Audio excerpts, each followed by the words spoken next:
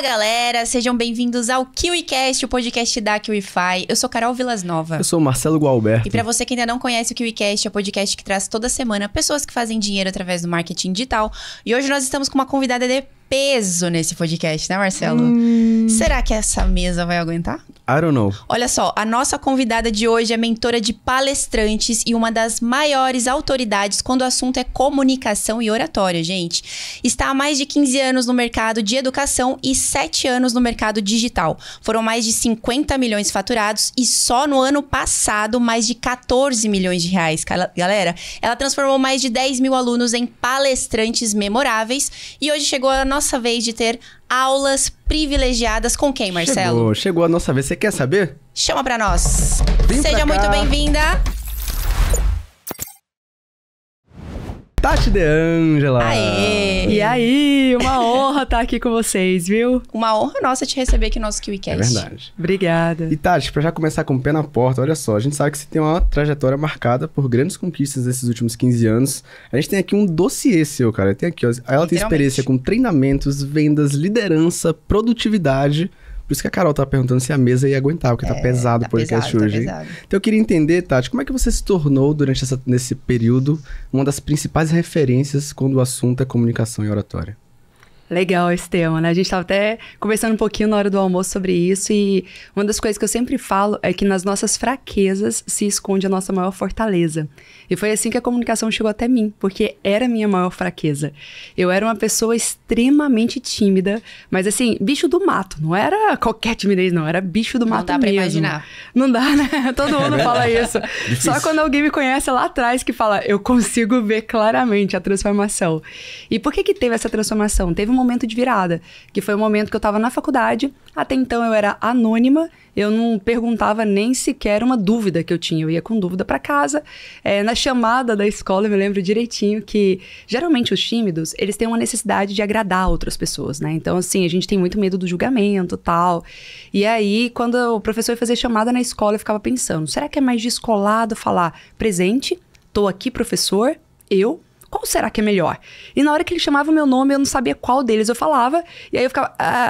Aí meus colegas... Tá aqui, professor, tá aqui. E é dessa forma que eu não recebia falta na escola, sabe? Caramba. Então, anônima total. E aí, na época da faculdade, eu com muita vontade, assim, de mudar de vida. Tava numa pindaíba terrível. E ainda... Eu trabalhava como autônoma. Trabalhei já com marketing multinível. Era sacoleira também. Vendi bijuteria, semijoias. E aí, eu falei, gente, eu preciso arrumar um emprego naquela época e tal. E aí, o professor de faculdade falou assim, olha... vai ter um concurso na faculdade, é voluntário, vocês podem se inscrever e os alunos que mais se destacarem nesse concurso e possivelmente ganhar o prêmio é quem vai já sair daqui com emprego. Eu falei, nossa, é minha chance, né? Varei noite, estudei como se não houvesse amanhã, preparei, era um trabalho em grupo. Eu lembro que eu fiz o meu e do grupo inteiro, porque o grupo inteiro só queria participar. E eu não, eu queria ganhar aquele prêmio, sabe? No dia, a gente estava no auditório com mais ou menos umas 300 pessoas reunidas. E aí, na hora que eles falaram o meu nome, eu não acreditei. Aí deu todos aqueles sentimentos, sabe? A mão gelando frio, Boca assim, seca. borboletas no estômago, boca seca, a perna cambaleando ali. Eu falei, cara, eu não consigo ir lá na frente pegar o troféu. Eu empurrei minha amiga, vai lá. Minha amiga foi e pegou. Todos os holofotes foram para ela. Todo o mérito daquele prêmio foi para ela. E eu continuei anônima, apesar de todo o trabalho, né? Que dor. E aí, aquele momento foi um momento de virada, porque eu voltei pra casa, eu me lembro que eram uns 10 quarteirões, eu voltei caminhando, assim, no sol quente, e chorando, lágrimas, assim, e eu pensava comigo, até quando? Até quando você vai perder tantas oportunidades? Hoje foi um troféu, e amanhã? Amanhã pode ser a oportunidade da sua vida, isso vai continuar assim. E aí foi naquele momento que eu fui buscar cursos de oratória, de teatro, e fui me soltando assim, porque eu falei, eu preciso vencer. Não adianta eu ser boa no que eu faço, eu preciso mostrar ao mundo o quão boa eu sou. E a comunicação traz holofote, traz luz, né, à nossa mensagem. Então eu aprendi, a partir daquele momento, na dor, a levar a minha voz para o mundo. Uau. Meu, isso é fantástico, porque muitas pessoas que a gente recebe aqui fizeram da sua própria dor uma oportunidade para ajudar outras pessoas. Eu imagino que com você tenha sido dessa forma, porque você já formou aí mais de 10 mil alunos. Sim. E transformou a vida dessas pessoas. Agora, assim, quais foram os seus maiores desafios nessa jornada pra se desenvolver? Porque daí você foi buscando cursos de oratória, curso de teatro. Até comentei com você no almoço que eu vi um podcast, você falou que até curso de stand-up essa mulher fez. Foi. Então, assim... Eu quero aprender a contar piada, eu quero ser mais gente boa, sabe? Quero ser mais divertida. Você lembra do momento exato que você deixou de ser tímida e começou a fazer isso com mais naturalidade? Sim, foi um processo, sabe? Eu não consigo elencar, assim, da noite pro dia, esse momento. Mas o que eu percebi claramente foi, na época da faculdade, eu fui me soltando aos poucos, e aí eu comecei a trabalhar na área de vendas, né? Trabalhando dentro de uma faculdade também, vendendo curso de pós-graduação. E na área de vendas, e aí é uma coisa que eu também trabalho muito, os nossos sonhos precisam ser maiores do que os nossos medos. Enquanto o seu sonho não for maior do que o seu medo, você não vai conseguir destravar. E quando eu comecei a trabalhar na área de vendas, eu sempre tive um medo muito grande da rejeição. Claro que isso se dá diante da minha história, depois eu posso compartilhar aqui um pouco da história de infância, né? Com certeza. Mas assim, o fato é que eu tinha muito medo de ser rejeitada, de ouvir não e tal. E fui trabalhar na área de vendas. A área de vendas, você tem que aprender a lidar com os nãos diariamente. E eu me lembro que o supervisor ficou aqui na minha cola pra ver se eu tava já desenvolta, se eu tinha estudado o suficiente. Comecei a ligar pros clientes e eu ficava, tomara que não atenda, tomara que não atenda. E aí o cliente atendia, eu começava a gaguejar, até um momento que eu falei, cara... Eu coloquei meu sonho na minha frente, tipo o mural dos sonhos mesmo. E eu falei assim, hoje eu vou fazer 70 ligações, 100 ligações, mas eu só saio daqui na hora que eu fizer várias vendas. E isso foi me dando um ânimo extra. E eu fui vencendo os meus limites. Então, na área de vendas, foi uma área que eu fui também ganhando mais desenvoltura, mais performance. Depois fui promovida a gerente comercial. Aí, como gerente comercial, eu treinava meu time todos os dias. Aí eu treinava como quebrar objeção e motivava o time. E aí eu fui virando uma palestrante pro meu time. Legal. Só que eu não tinha a menor pretensão de ser uma palestrante, uma professora. Mas como eu tava numa faculdade, o dono da faculdade viu eu treinando um time e falou, Tati, você tem jeito, você tem talento. Uma frase que eu sempre digo pros meus alunos também é, treine até falar que você tem talento. Legal. Nossa. Falei, quem diria, né? Virar pra mim e falar, você tem talento. Eu era apavorada com isso. E aí eu peguei e falei, tá bom. Comecei a dar aula pra turma de pós-graduação. Depois comecei a fazer algumas palestras pra vender a faculdade, vender os cursos. E quando eu vi, eu já tava em grandes palcos, já tava... Só que, claro, sempre estudando. Isso aí foi uma das coisas que... até uma psicóloga uma vez falou, Tati, você é viciada em estudo, né? O que acontece? E era como se eu precisasse sentir mais autoconfiança, sabe? Porque eu era uma pessoa que tinha sentimento de inferioridade muito grande. E eu aprendi a ter autoestima, autoconfiança com o estudo. E isso foi me dando mais musculatura, mais bagagem. Então, e isso é muito bom. Quando eu vou treinar meus alunos hoje, eu falo assim, às vezes eles estão passando uma situação difícil na vida, eu falo, que legal, hein? Você está construindo agora a sua palestra. Porque se você tem uma vida perfeita, é difícil você ensinar algo a alguém. Porque, eu vou te ensinar a ter sorte na vida. Entendeu? Como assim eu vou te ensinar a ter sorte? Agora não. Você passou em trancos e barrancos. Conseguiu superar tudo isso. Aí você tem uma história não só para inspirar outras pessoas, mas principalmente para mostrar quais foram as estratégias que você utilizou para lidar com toda essa situação. Perfeito. É a jornada do herói, né? Exatamente. Que vai sempre vender, sempre pegar, sempre capacitar as pessoas. Agora é legal que nessa trajetória do estudo, você não foi só pelos caminhos tradicionais, como por exemplo abrir um livro. É muito curioso pra mim você ter se permitido viver uma experiência de teatro pra poder expandir e lidar com os desafios, que é algo até que a Carol tá buscando agora. E foi inspirada nela. Vou te dizer, eu te falei no almoço. Porque eu vi o podcast, ela falou, eu fiz até aula de stand-up. Falei, e já tá se movimentando em prol disso. Vou fazer aula de teatro, porque, né? Boa, inspirada aqui, ó. Boa. Vai soltando, vai ganhando mais musculatura. E é treino, é prática mesmo. Inclusive, nessa parte da comunicação, como é que participar dessas aulas de teatro te auxiliaram a você chegar no patamar de comunicação que você tá hoje? Sim. Eu me lembro de um jogo de teatro, assim, claro que eu também não fiquei tanto tempo, né, no teatro, mas eu me lembro de um treino que a gente fez, que eu precisava imitar uma senhorinha engraçada, tal, e aí eu passei por tantas situações, assim, de ter que entrar em personagens totalmente fora da zona de conforto, que isso, eu falei, cara, o pessoal que tava me assistindo, tudo dava gargalhada, começava a rir e tal, Eu falei, se eu tô passando por essa exposição toda, por esse constrangimento todo aqui, que ser eu mesmo vai ser leve. Sim. Ser eu mesmo vai ser fácil, entendeu? Então chega um momento que palestrar é tranquilo. Você entra fazendo tanta graça, às vezes você é uma pessoa mais corcunda, às vezes você é uma pessoa, sabe, aí você tem que falar com uma voz às vezes mais diferente, e você olha e fala, meu Deus do céu, tô sem saber como interpretar esse personagem, né? E aí você vai ganhando mais repertório. Eu acho que o grande jogo é você ter repertório. Até uma das coisas, eu fiz um curso de improviso e eu tenho uma fala que é: o improviso nunca leva ninguém à excelência. Por quê? Eu descobri que nem os barbichas, eles fazem espetáculo de improviso. Na verdade, é loucura isso, né? Porque a ideia central é o improviso. Exatamente, tipo... eu tô curioso aqui, cara. Não, e tem muita gente que fala, isso é bom de improviso tal, e na hora sai. Sim, na hora da adrenalina vai sair alguma coisa. Não sei se é a melhor coisa, mas algo vai sair na adrenalina. Só que assim, o que eu percebo? Os maiores improvisadores, eles treinam tanto, mas tanto o improviso, que o improviso passa a ser a zona de conforto deles, passa a ser normal, ou seja, eles ganham repertório. Você vai no espetáculo lá dos barbichas em que eles vão fazer o jogo do troca. Eles já fizeram tanto o jogo do troca na hora que eles estavam treinando, que ali eles já passaram por tudo quanto é situação, não tem algo novo. Ah, agora você tá no cenário de praia. Agora você tá no cenário de igreja. Cria um cenário aí, cria uma história aí em cima disso. Você já brincou com isso antes, então não é a primeira vez, entende? Então o que eu percebi é que improviso é sobre repertório. Quanto mais repertório eu tenho, quanto mais bagagem eu tenho, melhor.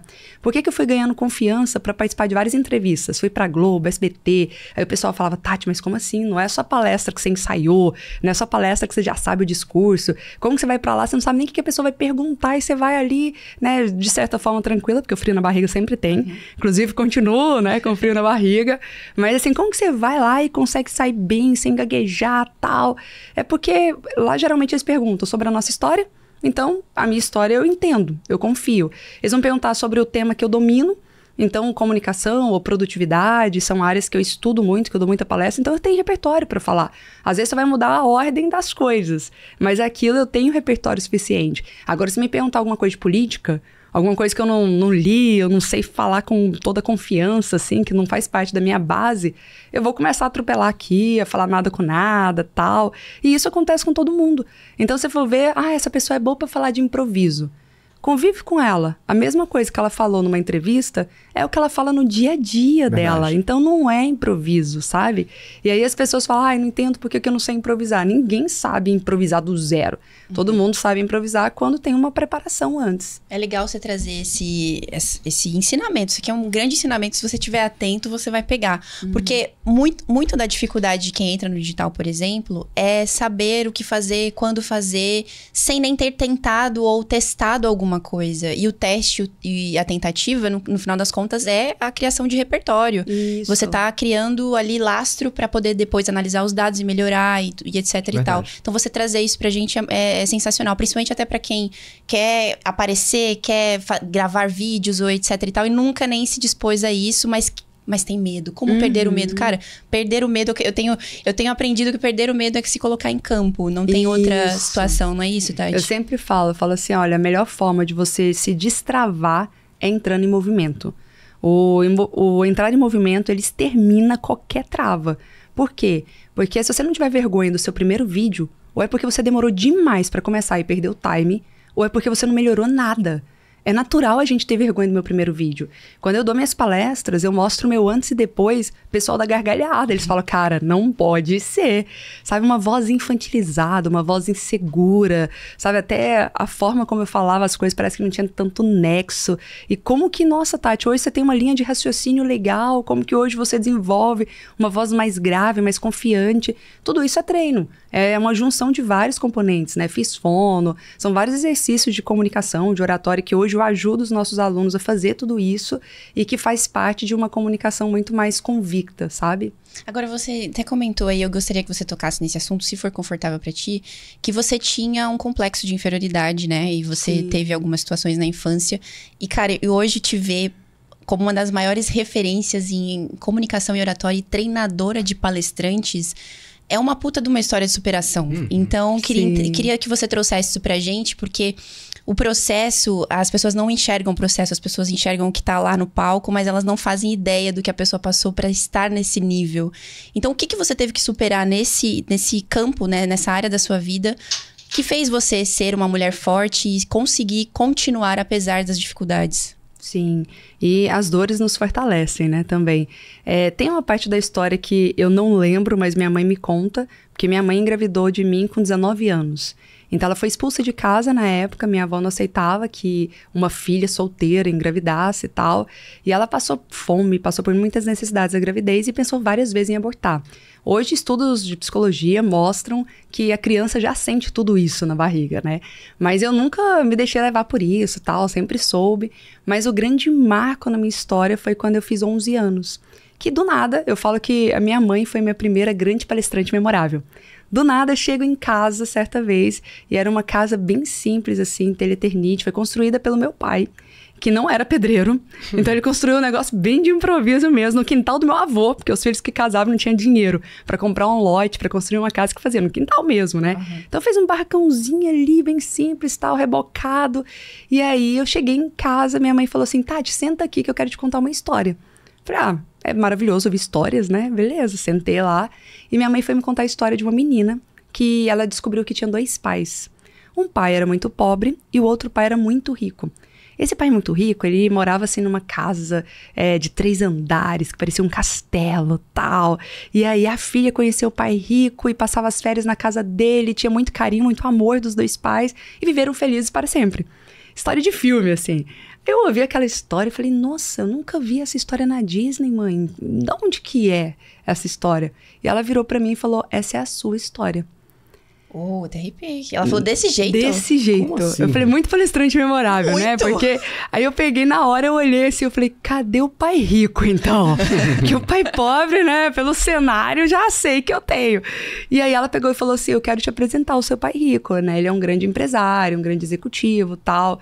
E eu quis conhecê-lo e, claro, gerou aquela expectativa de, nossa, vou ter muito carinho, muito amor dos 2 pais, tal. E quando eu fui falar com o pai rico, ele falou pra mim assim, pode entrar na justiça, requerer seus direitos de filha, fazer o teste de paternidade, mas não espera de mim amor. Porque eu nunca convivi com você, então não tenho sentimento nenhum de pai, não espere isso aí de mim. O restante, entra na justiça, né? Inclusive, não vou facilitar, mas o que você conquistar lá, ok. E aquilo pra mim foi um baque muito grande, né? Foi uma primeira rejeição, assim, que eu pude sentir e lembro claramente. Mas, ao mesmo tempo, eu sempre fui... Sabe aquele mundo de Poliana? Eu sempre fui um mundo de Poliana, sabe? Sempre consegui enxergar o lado bom das coisas. Então, naquela decepção, eu pensei comigo, Tati, você tá sofrendo por quê? Pelo menos você tem um pai, né? Você tava no lucro, ia ter 2 pais. Pelo menos você tá com um. Vamos agora valorizar esse um que você tem, porque ele é pobre, mas te dá carinho, te dá amor e tal.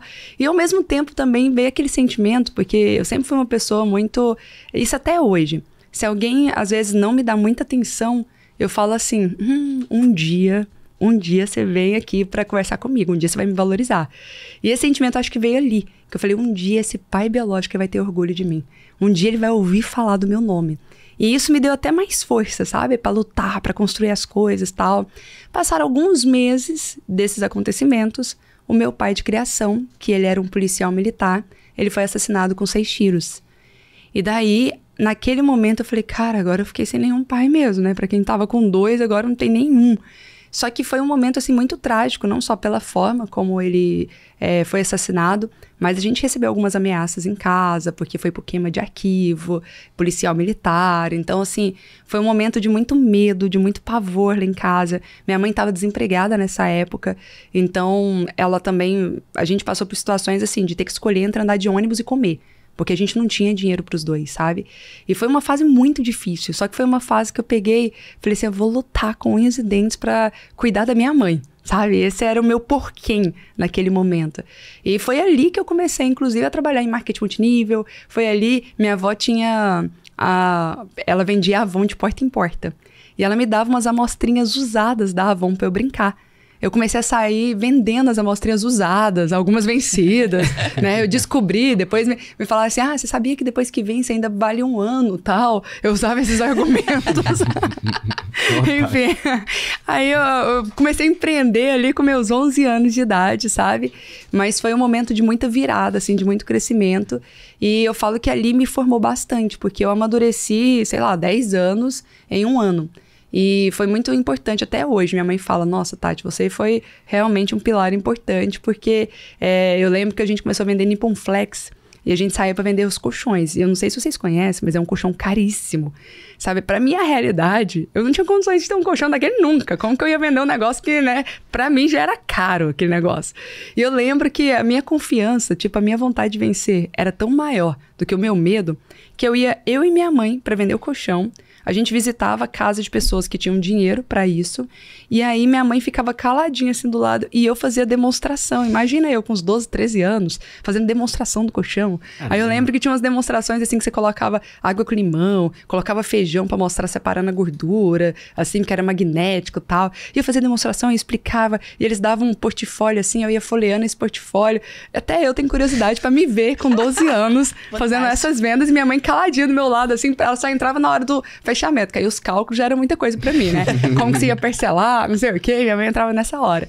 Então, assim, foi uma grande escola e ali já começou a desenvolver também essa questão de vencer a timidez, né? E de ganhar musculatura mesmo, pra ser incansável. Hoje as pessoas me olham e falam, nossa, Tati, você é incansável, eu te vejo trabalhando e palestrando e fazendo uma coisa tal. E eu falo assim, gente, eu já passei por tanta coisa nesta vida, que hoje trabalhar tendo o carro que eu tenho hoje, a casa que eu tenho hoje, a grana que eu tenho hoje, um império multimilionário, com 40 colaboradores. Cara, eu tô bem, tá fácil. A vida tá leve comparado ao que eu vivi lá atrás, sabe? Fantástico. Caramba. Fantástico. Que história forte, meus sentimentos, claro. Sim. E que incrível ver como você utilizou dessa história para alavancar a sua vida. E olha tudo que você conquistou. Sim. Parabéns, Tati. Sim, obrigada. Fantástico. Obrigada. Muito legal. Obrigada. E um padrão que eu identifico, falando até das escolas, um padrão que eu identifico de muitas pessoas que passaram aqui pela mesa é que uma quantidade relevante deles fez marketing multinível antes de entrar no digital. Por exemplo, Inclusive você. Inclusive eu já fiz marketing multinível e me desenvolveu muito assim no que se trata de timidez, venda, oratória, treinamento de grupo. Pra mim foi surreal. Eu me permiti vender perfume na rua pra porteiro com carnezinho, assim. E foram experiências que quebraram a minha cabeça num nível que realmente me transformaram. Quem me conhece de antes vê as mudanças, mas quem vê hoje também não imagina isso. Então eu queria entender como é que essa experiência no marketing multinível te preparou na parte de vendas, oratórias, porque é um pouco de tudo lá dentro, né? Tudo. E aí é que eu falo. Uma frase que eu sempre tenho também é: o resultado que você ainda não tem é fruto de algum conhecimento, de alguma estratégia que te falta. Legal. Se você tá patinando, não consegue sair do lugar, você tem que se perguntar: o que outras pessoas sabem que eu ainda não sei? Porque o sucesso, ele deixa rastros, entendeu? Então, se outras pessoas estão conseguindo ter resultado, você também pode, você também consegue. E aí, foi sempre em busca dessa resposta. E o marketing multinível, para mim, foi uma grande escola pela quantidade de eventos, palestras. Por que hoje eu sou defensora com unhas e dentes dos palestrantes? Por que hoje eu sou mentora de palestrantes? Porque eu sei que um palestrante, em 1 hora, ele consegue gerar uma transformação de vida nas pessoas, que às vezes um líder de 1 ano de atuação, um dono de empresa em 1 ano, ele não consegue gerar esse impacto, sabe? E aí é por isso que um palestrante também é muito bem remunerado. Tem muita gente que fica, essas palestrinhas e tal. Eu falei, cara, não diminui palestra, porque é o conhecimento que leva a pessoa para outro nível. Eu vejo que se eu cheguei até aqui, se deve primeiramente a Deus e segundo, muito estudo, muito, sabe? Porque tudo que eu venci, tudo que eu superei, foi por conta de estudos, milhares de cursos. Eu, até por trabalhar em faculdade, né? Eu fiz 3 MBAs, um mestrado, eu era fissurada em estudos, uns 377 cursos, né? Eu coloquei uma época, uma meta, tenho o quê? Uns 7 anos, mais ou menos, que eu falei, todo ano eu quero fazer um curso fora do país, para ver atualizações lá fora e trazer para cá em primeira mão, né? Então, além dos milhares de cursos que eu fazia aqui, sempre ia para fora para trazer alguma novidade. E tudo isso porque eu aprendi no marketing multinível, o poder do estudo. Às vezes você começa a visitar as pessoas, bater de porta em porta para vender, e não dá certo, não funciona, tal. Aí você vai todo desestimulado lá pro evento. Chega no evento, o palestrante vai, te coloca com motivação lá em cima, te dá técnica, ferramenta de venda e tal. Aí você fala, quer saber? Eu vou testar. Você sai de lá com outro gás, com outra energia, faz acontecer, vê os primeiros vitórias, os primeiros resultados e fala, nossa, não é que dá certo, não é que funciona? E aí você quer mais disso e isso vai retroalimentando, né? Então, assim, para mim, o marketing multinível foi uma grande escola, principalmente pelo volume de treinamentos e de palestras que tem ali. O sistema. Exatamente. E quando você começou a mentorar palestrantes mesmo, que você já era a palestrante, né? Porque Sim. quando você começou, você não me imaginava que você seria palestrante. As coisas foram acontecendo, você foi se desenvolvendo. Quando você vê, você estava ensinando as pessoas a darem palestras. Como foi você desenvolver o seu próprio método para ajudar os seus alunos a se destacarem nessa profissão? É importante a gente sempre ouvir os sinais, né? Tá com o radar aberto aí, atento. O que aconteceu? Eu era especialista em produtividade. Nem era comunicação oratória, eu estudava para mim, mas não era necessariamente o que eu ensinava no primeiro momento. E aí, como especialista em produtividade, escrevi 2 livros best-sellers nessa área. E eu comecei a dar palestra em grandes empresas. Então, eu fui para Votorantim, fui para o Banco do Brasil, Unilever, grandes empresas. E eu comecei a ganhar, na época, eu não tinha, sei lá, 1/3, 1/10 dos seguidores que eu tenho hoje. Sem ser conhecida, sem ter seguidor, eu já estava faturando, isso a gente está falando de o quê? De uns 7 anos atrás. Eu já estava faturando R$15 mil por hora de palestras. Caraca. Meu Deus. Porque é mais ou menos o valor do mercado. Hoje a minha palestra, o valor de hora é 50 mil. E aí o pessoal fala, nossa, não tinha me despertado para um mercado tão rico, tão poderoso. E as empresas pagam, um palestrante iniciante que está começando agora, R$5 mil a hora. Por isso que eu falo que é uma das profissões que melhor paga por hora, o que muita gente nem ganha por um mês inteiro de trabalho. E como eu já estava faturando muito, e eu não tinha pretensão nenhuma de ensinar ninguém a isso, eu estava só ali fazendo as minhas palestras. Só que algumas pessoas começaram a me perguntar, Tati, eu vejo que você é aplaudida de pé nas suas palestras, eu vejo que você emociona, eu vejo que você tem um método, não é um negócio assim muito feito de improviso, e você está ganhando bem, você está vendendo, eu não consigo vender minha palestra. Como que você fez para isso? Na época eu fiquei muito resistente, não era nem porque eu não queria ajudar as pessoas, eu até queria, mas eu pensava muito o poder do foco, porque na produtividade eu ensino isso, né? Eu falo, não, gente, eu ensino, se você quiser aprender sobre produtividade, você vem falar comigo. Agora, se quiser aprender sobre qualquer outra coisa, eu te indico alguns lugares, não tinha na época nenhum curso de palestrante, quando eu comecei mesmo, né? Eu falei, te indico aí, sei lá, curso oratório e tal, mas não é, essa parte eu não faço. Só que na minha empresa, a gente tinha colocado alguns atendimentos de coach individual. E aí uma pessoa foi e me contratou, cheguei lá na sessão de coach, falei, o que você quer trabalhar? Ele falou assim, eu quero ser você. Era um homem, ele falou, quero ser você na versão homem, eu quero fazer palestra em grandes empresas, eu quero saber o caminho para isso. Aí eu olhei assim e falei, ele pagou minha hora, né? O negócio é personalizado, é individual, vamos lá. E aí eu fui desenhando um método de tudo que eu tinha feito. Na hora que eu terminei o desenho na sessão, eu olhei e falei, cara, eu tenho um método para isso. Porque foi tão natural assim, sabe? Não foi um negócio ao acaso. Porque foi tudo muito intencional e muito consciente. Mas eu não tinha percebido que tinha toda uma estrutura, sabe? Tipo, você tem que ter livro. E eu assisti vários palestrantes, eu assisti várias aulas. Na época também teve uma coisa que aconteceu que contribuiu muito. Quando eu era professora universitária, eles tinham uma avaliação no final de cada módulo em que os alunos avaliavam os professores. E eu era avaliada no final de todos os módulos. Eu sempre fui competitiva. Então, a minha nota eu queria estar, sei lá, em primeiro lugar no ranking entre os professores. E eu lembro que a máxima nota que eu tinha tirado até então era 97. E aí eu comecei numa fissura para tirar nota 10, sabe? E aí, até porque um outro professor me desmereceu, isso aí é uma outra história. Teve um dia que eu estava sentado numa roda de professores assim, e como eu tinha entrado para substituir um professor, ele ficou achando que eu tinha tirado o lugar do outro professor. E aí ele virou e falou assim, Tati, qual que é a sua melhor nota? Aí eu falei com a boca cheia, 97, porque eu achava o máximo, né? Ele falou, nossa, só isso? Todo mundo consegue tirar 10, até hoje não conseguiu. Ele acabou comigo na frente de todo mundo. E aí eu peguei e fiquei fissurada, obstinada atrás do 10. E eu comecei a mapear o que mais de 300 professores faziam. E eu comecei a ver o que faz pessoas serem bem avaliadas nas palestras, enquanto outras pessoas, apesar de ter muito conhecimento técnico, elas não são interessantes, elas não são magnéticas. E eu comecei a ver claramente a diferença, assim. E eu comecei a fazer milhares de testes nas minhas aulas, até que finalmente eu consegui tirar o 10. Então isso aí me ajudou muito a trazer também para as palestras, sabe? E aí eu fui desenhando tudo com ele e tal, aí eu peguei e falei, cara, vou fazer um teste.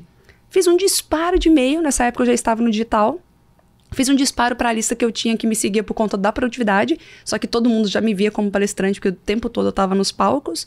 E aí 15 pessoas pagaram R$15 mil na época para aprender comigo sobre o método de palestras. Aí eu peguei e falei, nossa, eu nem tinha um método assim tão elaborado ainda, né? Era a primeira turma. Comecei a entregar para eles e todos começaram a ter resultado. Todos começaram a crescer e compartilhando. Tati, eu tô em grande palco, recebi o convite, já tô recebendo e tal. E eu falei, gente, esse negócio tá certo mesmo. Peguei aquilo, gravei meu primeiro curso online. E aí, fui fazer o curso, foi recorde de vendas. Olha e aí, eu abandonei a produtividade. Claro que não abandonei totalmente. Primeiro, porque eu sou apaixonada. Segundo, porque eu já tenho 2 livros nesta área. E terceiro, porque pro In-Company faz mais sentido. Então, eu continuo fazendo palestra nas empresas sobre produtividade. Afinal de contas, nenhuma empresa vai querer me contratar para ensinar a pessoa a empreender na área de palestras, né? Então, assim, eu nem falo de palestra nas empresas. Chego lá, entrego produtividade. Só que quem me acompanha nas redes sociais, aí eu falo sobre palestras. Interessante que você pode atuar nos dois lugares, né? Exatamente. Dentro das empresas com produtividade e para empreendedores ou quem quer empreender. Nossa. Fantástico. Versátil. Versátil, exatamente. Agora, falando do seu método das palestras, a gente sabe que você fala muito sobre palestras memoráveis. Sim. Eu queria entender por trás do seu método quais são as técnicas que você utiliza para envolver e impactar a audiência com essas narrativas que são tão poderosas. Sim. Um ponto você já até trouxe na fala, que é narrativa. Tem pessoas que acham que palestrar é só trazer conteúdo. E claro, o conteúdo é matéria-prima, é pré-requisito de qualquer palestra. Só que se você não trouxer uma narrativa, um storytelling bem elaborado antes, ela perde a graça, perde a essência. E por que eu falo muito sobre palestras memoráveis? Porque é sobre ser inesquecíveis. E como que a gente fica na memória das pessoas? Mexendo com a emoção. Tem uma frase de Maia que eu gosto muito que diz assim: as pessoas esquecerão o que você disse, esquecerão o que você fez, mas elas nunca esquecerão o que você as fez sentir. Então, quando a gente toca a emoção das pessoas, aí sim nós nos tornamos inesquecíveis na vida delas, sabe?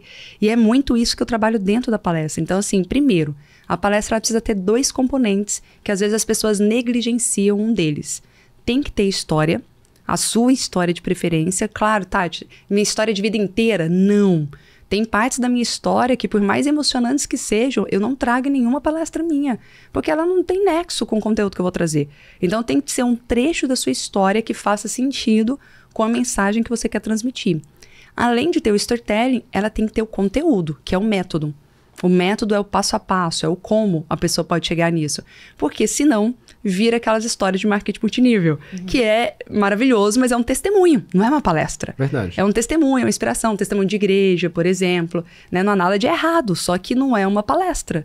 Então tem pessoas também que falam assim pra mim: Tati, eu decidi que eu quero ser palestrante, sabe por quê? Porque eu tenho uma história linda. Aí eu falo, é mesmo? Então tá. Então vamos pegar essa história aqui e vamos traduzir, né, o que você fez ou o que você aprendeu com ela, porque não é só sobre sua história.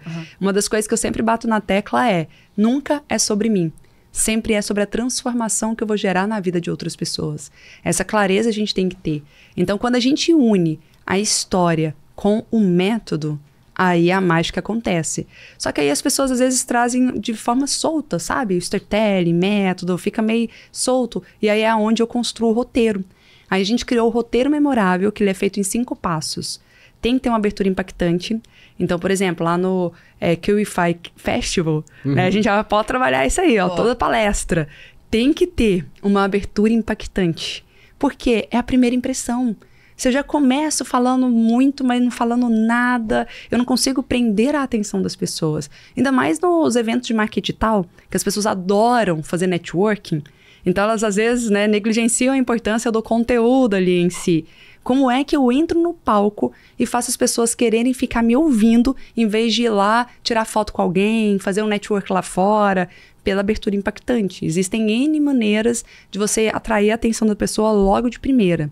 Depois disso, tem que vir a grande promessa, bem na sequência. O que é a grande promessa?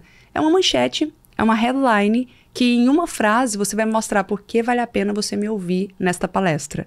Então, por exemplo, na minha palestra de produtividade, depois que eu faço uma abertura bem louca lá, né? Aí depois o pessoal tem que assistir minha palestra pra ver, senão eu vou fazer muito spoiler. Mas eu faço uma abertura muito louca, na abertura impactante. Na sequência eu falo assim: Quem de vocês gostaria de ganhar 4 horas a mais por dia sem sacrificar as horas de sono? Aí o pessoal fala, é possível? E eu provo matematicamente que é possível ganhar 4 horas a mais por dia. Então, essa é a grande promessa, né? A grande promessa é quando eu vou falar, por exemplo, dos palestrantes. Não é só, você vai ser um palestrante memorável. Não, uma promessa que eu trabalho. Você quer ser aplaudido de pé? Outra promessa que eu trabalho, você vai se tornar um palestrante 3Rs. O que é um palestrante 3Rs? É um palestrante reconhecido, requisitado e muito bem remunerado. Né? E todo mundo quer ser reconhecido. Aliás, a palestra ela mexe muito com ego, com a vaidade. As pessoas veem status, poder. Hoje eu sou amiga de alguns bilionários que sonham, tipo, eu palestra de graça em qualquer palco. Por quê? Porque o palco, ele traz esse poder também, né? Mas, ao mesmo tempo, ele traz propósito, porque você pode levar sua mensagem de uma maneira inspiradora e traz dinheiro também. Então, eu trabalho essas 3 esferas. Como você pode trabalhar seu propósito, seu status, seu poder e ganhar dinheiro com isso. Então, essa é uma grande promessa. Na sequência, tem que vir o storytelling, que é o passo 3. Então, lembra que são 5 passos do roteiro memorável. Abertura impactante, grande promessa. Aí, a grande promessa faz a pessoa querer te ouvir por mais tempo. Você conta o storytelling. As pessoas adoram ouvir uma boa história, desde que essa história seja bem contada também. Porque tem gente que vai contar a história e você fala, peraí, não tô entendendo nada, volta. Né? Então, assim, tem que ter uma ordem, uma linha de raciocínio. E aí você conta o storytelling, na sequência o método, que é o como, e o método é que dá sentido a tudo, porque, nossa, é aquela parte de eu também consigo, eu também posso. Não é só sobre achar linda a história dele, que legal ele ter conquistado tudo isso. Eu também posso conquistar tudo isso. E o passo a passo, e você termina com um grande finale. Um dos maiores erros que os palestrantes cometem é terminar uma palestra, por exemplo, com então é isso. Obrigado. Tipo, o obrigado, ele pode até ser uma assinatura, mas se a pessoa não estiver esperando, se for de supetão o obrigado, as pessoas nunca vão aplaudir de pé. Então, esse é o segredo para as pessoas serem aplaudidas de pé. Por quê? Tem que ser como uma música. Então, ele tem que ir subindo, subindo, subindo, subindo e vai pro ápice da emoção, sabe? Eu falo que palestra para mim é como compor uma música. Palestra é uma obra de arte, é um espetáculo do Cirque du Soleil, é um show do Coldplay, entendeu? Então, assim, eu pego o roteiro, que é a linha de raciocínio, tem início, meio e fim, beleza, são 5 passos que eu compartilhei aqui, e depois eu tenho que colocar os adereços. E esses adereços são analogias, metáforas, toque de humor, que seria uma espécie de alívio cômico. Então eu vou colocando algumas coisas assim, que as pessoas, é um mix de emoções, sabe? Às vezes ela sorri, ela chora no meio da palestra, ela anota conteúdo, mas ela se inspira, ela consegue ver a vida dos sonhos dela. Então você consegue trabalhar assim com 5 sentidos. E quando você trabalha com 5 sentidos em questão de 1 hora, nossa, já dá um impacto tremendo. Perfeito. Eu fico me perguntando se autenticidade para gerar conexão com o público é algo treinável ou é algo que algumas pessoas têm predisposição a ter, outras nem se tentam? O que você traz da sua experiência em relação a isso? Eu vejo como algo treinável, mas sim, algumas pessoas já têm uma facilidade natural, né? Tem pessoas igual a gente vê os vídeos hoje de criança viralizando na internet. Você fala, meu Deus do céu, onde que a menina aprendeu isso? Olha o sotaque, olha o jeito, né? Assim, tem crianças que você vê que é muito mais magnéticas do que outras. Você fala, essa aqui parece que é sem sal, mas essa aqui, meu Deus do céu. Por mais que vídeo de criança e cachorro viraliza mais facilmente, sim, mas tem criança, aquela Lulu mesmo, nossa, que viraliza. Gente, toda noite antes de dormir eu tenho que assistir um vídeo da Lulu. É leve. Como pode? É palestrante memorável nato. Tem gente, não tem como negar que tem gente que tem mais talento, que sim, tem gente que é nato. Só que a boa notícia é que sim, dá para desenvolver também, é treinável. E é uma das coisas que eu bato muito na tecla sobre a singularidade. Como é que você pode identificar a sua singularidade e saber explorar melhor tudo isso? Porque tem muitas pessoas que ficam muito mais do mesmo, sabe? Por exemplo, eu posso amar a palestra do Tony Robbins. Aliás, até fazendo um parênteses aqui, tem gente que acha, eu não quero ser palestrante porque eu não quero ser como o Tony, por exemplo. Eu falo, gente, o Tony é um dos tipos de palestrantes que existem. Eu tenho um quiz, um teste que as pessoas fazem para elas verem com qual tipo de palestrante elas mais se identificam. São 7 tipos de palestrantes. A gente tem um palestrante filósofo que ele vai mais na linha ali do Mário Sérgio Cortella, Clóvis de Barros. A gente tem o tipo de palestrante cientista, que ele traz mais dados, mais números, mais estatísticas, né? A gente tem um perfil mais artista, tem uns que fazem mágica, tem uns que cantam na palestra. E a pegada do Tony, ela é muito mais de empowerment. É aquela mais empoderadora, né? Do high five, do gritar, do dançar, né? De falar assim. Então, não é que toda palestra precisa ser igual dele. Tem gente que ama, se identifica, ótimo, que tá tudo bem. E tem gente que não se identifica, mas vai se identificar com um palestrante cientista, por exemplo. E o palestrante cientista não precisa ser chato por ser cientista. Esse é o detalhe. Por exemplo, tem muitos alunos que são de temas de direito tributário. Direito tributário é algo extremamente técnico. Sim. Só que eles conseguem trazer algumas nuances de uma palestra memorável que vira um espetáculo, que fica interessante também. E o que é mais bacana é que você pode trazer tudo isso dos palcos para os vídeos também. Por exemplo, eu estava fazendo alguns exercícios com a Cris Franklin, né, que é a produtora digital. Inclusive, depois que ela começou a palestrar, ela falou assim, Tati, eu quero isso todo tempo. É pra vida. E ela também era super tímida. Muito. A primeira palestra que ela deu, ela quase passou mal. Você viu? Eu nunca esqueço aquela cena dela entrando lá no palco do Érico. ela não sabia se ela respirava. O olho, né, arregalado. Ela assim, de um lado pro outro. Exatamente. E agora, super segura. Recentemente, ela fez uma palestra lá para 5 mil pessoas no evento do Pedro Sobral. Cara, mandou super bem ali. Foi mais tranquila, brincou. E a pessoa vai ganhando confiança também, né? Mas ela estruturou a palestra dela. É uma coisa que ela não fazia. Ela não trazia muita parte da história. E ela tem uma história linda de superação.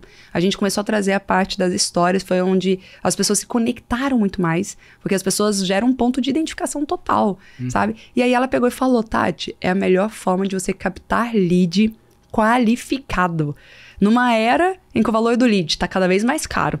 Que tá desafiador você conseguir pagar ali. Sim. O tráfego tá competição total. Você conseguir estar em grandes palcos, não é só ganhar autoridade, reconhecimento. É você captar ali de qualificado. Às vezes eu desço de um palco, eu olho meu Instagram, 2 mil seguidores ao mais. Falei, o que eu faço que vai dar 2 mil seguidores a mais, assim, do nada? De pessoas que me ouviram por 1 hora, gostaram do meu conteúdo e quer me acompanhar agora de uma forma proposital, né, intencional. Então a Cris Franklin falou, não abro mão mais das palestras. Só que aí o legal dela é que ela metrifica tudo, né, tudo tem dados. Verdade. E ela fica fazendo os criativos.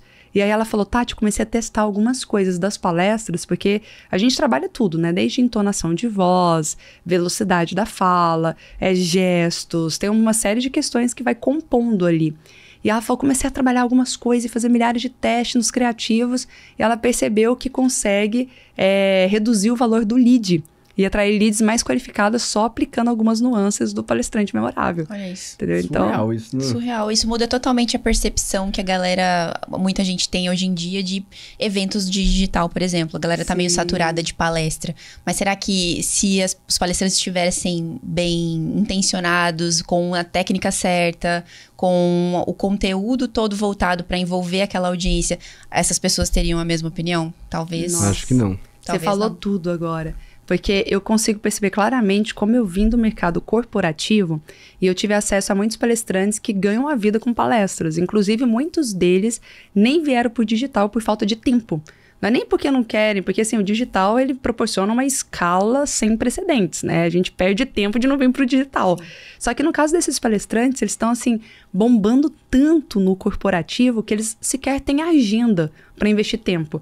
E eu, quando eu entrei no digital, eu patinei até dar certo. Então, nem todo mundo também, né, tem esse, fala, tipo, o pensamento é, cara, eu já tô ganhando tanto dinheiro no mundo presencial, no mundo offline, já tá dando tanto certo a minha carreira, pra que eu vou ficar perdendo tempo, me desgastando tanto, tentativas e erros, até dar certo no digital? Então, muitos deles desistem, né? Eu quase desisti, foi por pouco, só não desisti porque eu peguei dengue, fiquei 1 mês hospitalizada, foi dengue hemorrágica, caramba. E ali eu vi um monte de... Eu tinha escritório físico já tinha equipe, e eu vi um custo altíssimo naquele mês, sem nenhuma entrada. E aí eu peguei e falei, cara, eu vou ter que aprender uma forma de ganhar dinheiro sem ter que estar trabalhando o tempo todo. Porque, assim, a palestra, tô doente ou não, eu tenho que estar bem lá no grande palco, entregando o meu melhor conteúdo. No digital, meus vídeos estão rodando, tô faturando, tô dormindo, acordo, olho ali, chegando notificação da QIFI lá. Opa, recebi mais. Maravilhoso, Então, assim, eu queria viver isso no digital, mas não foi fácil a minha entrada. E muitos deles, com a agenda lotada também, não entram. Só que o que eu percebi de diferença? Todos os palestrantes mais bem posicionados e mais bem remunerados, eles têm um estilo de palestra completamente diferente da galera do digital. Porque a galera do digital, até por não ter se preparado muito com palestra, né? Tem muito conteúdo, só que é muito mais uma apresentação do que uma palestra.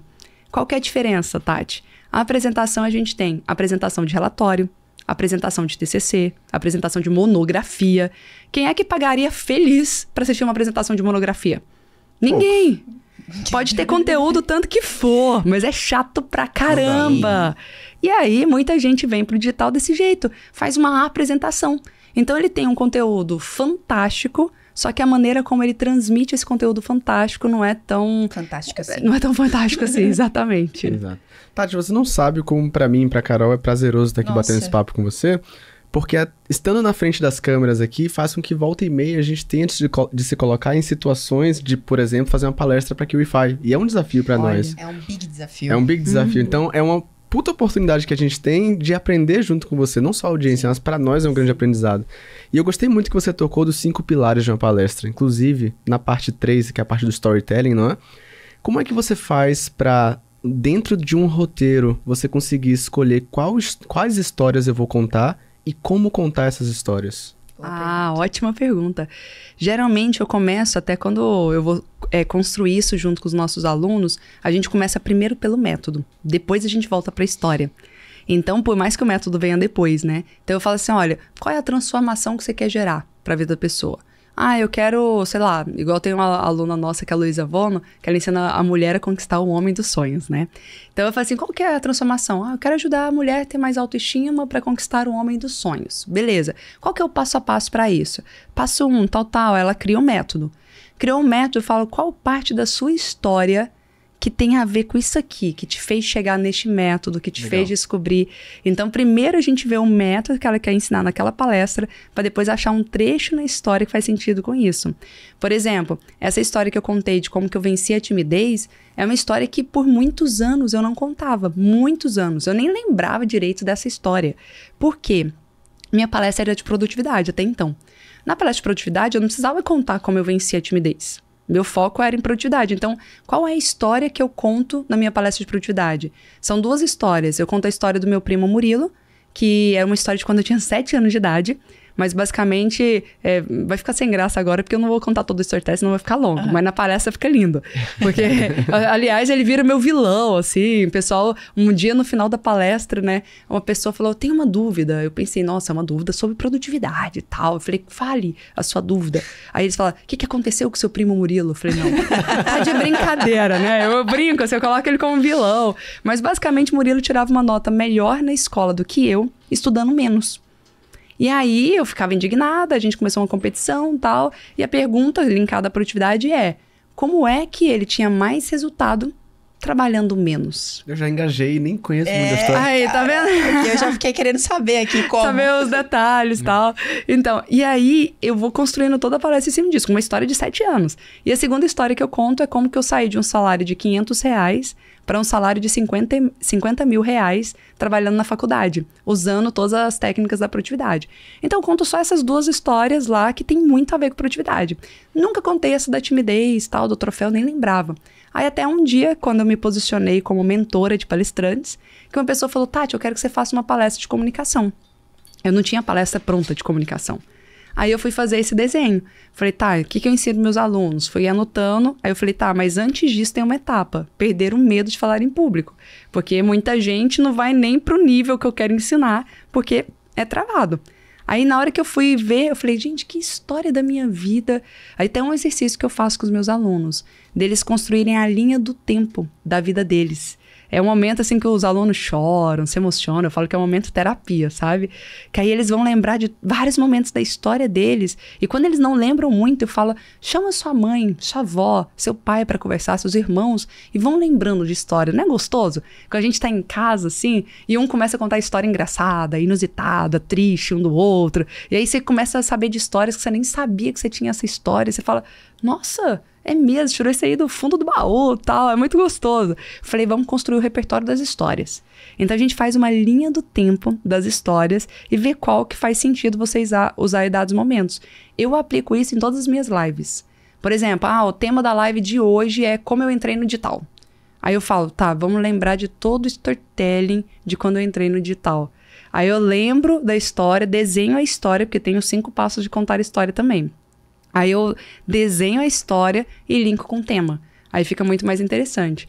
Inclusive no digital, né? A galera que tá ouvindo aqui é todo mundo Sim. ou quer entrar ou já tá no digital, né? Sim. No digital tem uma parte assim que é bem interessante porque eu já tinha saído da faculdade que eu ganhava 50 mil reais de salário. Eu já tinha 1 milhão na minha conta. Isso tinha o quê? Uns 27 anos de idade, né? E aí eu tava com 1 milhão e eu tava assim, meio arrogante, sabe? Eu falava, cara, sou muito boa, né? Porque executiva, de sucesso, já ganhando muito dinheiro. Naquela época a internet não tava tão forte ainda. Uma pessoa de 27 anos ter 1 milhão na conta era caso raro, né? Então eu tava me achando, eu já tinha comprado 2 faculdades. Uma em Fortaleza, uma em Teresina. Já tinha meio que empreendido, só que aí eu vendi essas faculdades para montar o Instituto De Angela, que eu tenho hoje. E deu muito errado o Instituto De Angela no início, muito errado. Por quê? Porque eu descobri que o jogo de empreender é muito diferente do jogo de ser executiva. Executiva, eu só tinha que me preocupar com a área comercial e marketing, que eram as áreas que eu dominava. Empreender, eu tive que aprender um pouco de contabilidade, fluxo de caixa, contratos, um monte de área chata que eu não estava afim de aprender. Eu tive que aprender a lidar com tudo isso, né? Então eu perdi muito dinheiro errando. E foi bem nessa época que eu ainda resolvi entrar no digital. E para quem é acostumado com o mundo físico, o digital também é outro jogo. Então era muito jogo novo para eu aprender, sabe? E aí quando eu entrei no digital, deu muita coisa errada, por quê? Primeira coisa que eu fiz, que é o que a maioria faz, é pra que eu vou aprender copy, tráfego, lead, esses nomes tudo complicado que parece outra língua, né? Pra que eu vou aprender tudo isso se eu posso contratar uma agência que faça tudo isso por mim? Fui lá, eu contratei uma agência. E aí, antigamente eu tinha muita raiva de agência. Hoje eu entendi que a culpa era minha, tá? Mas eu tinha ódio de agências, porque deu muito errado. Mas, basicamente, por que a culpa foi minha?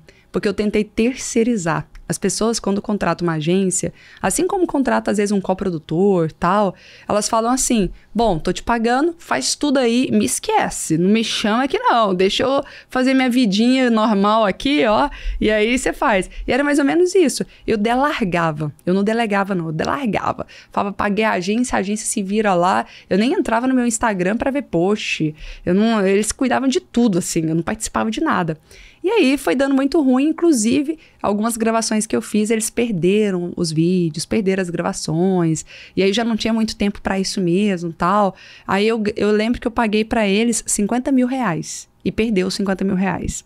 Aí eu desfiz com essa agência, fui para a segunda agência. A segunda agência era um pouquinho mais cara, porque eles já eram um pouco mais experientes e tal, né? Só que depois eu descobri que eu era cobaia deles, que eles tinham acabado de comprar o curso de fórmula de lançamento. Eles estavam aprendendo junto, assistindo o vídeo junto comigo, mas enfim, né? E foi mais 100 mil reais.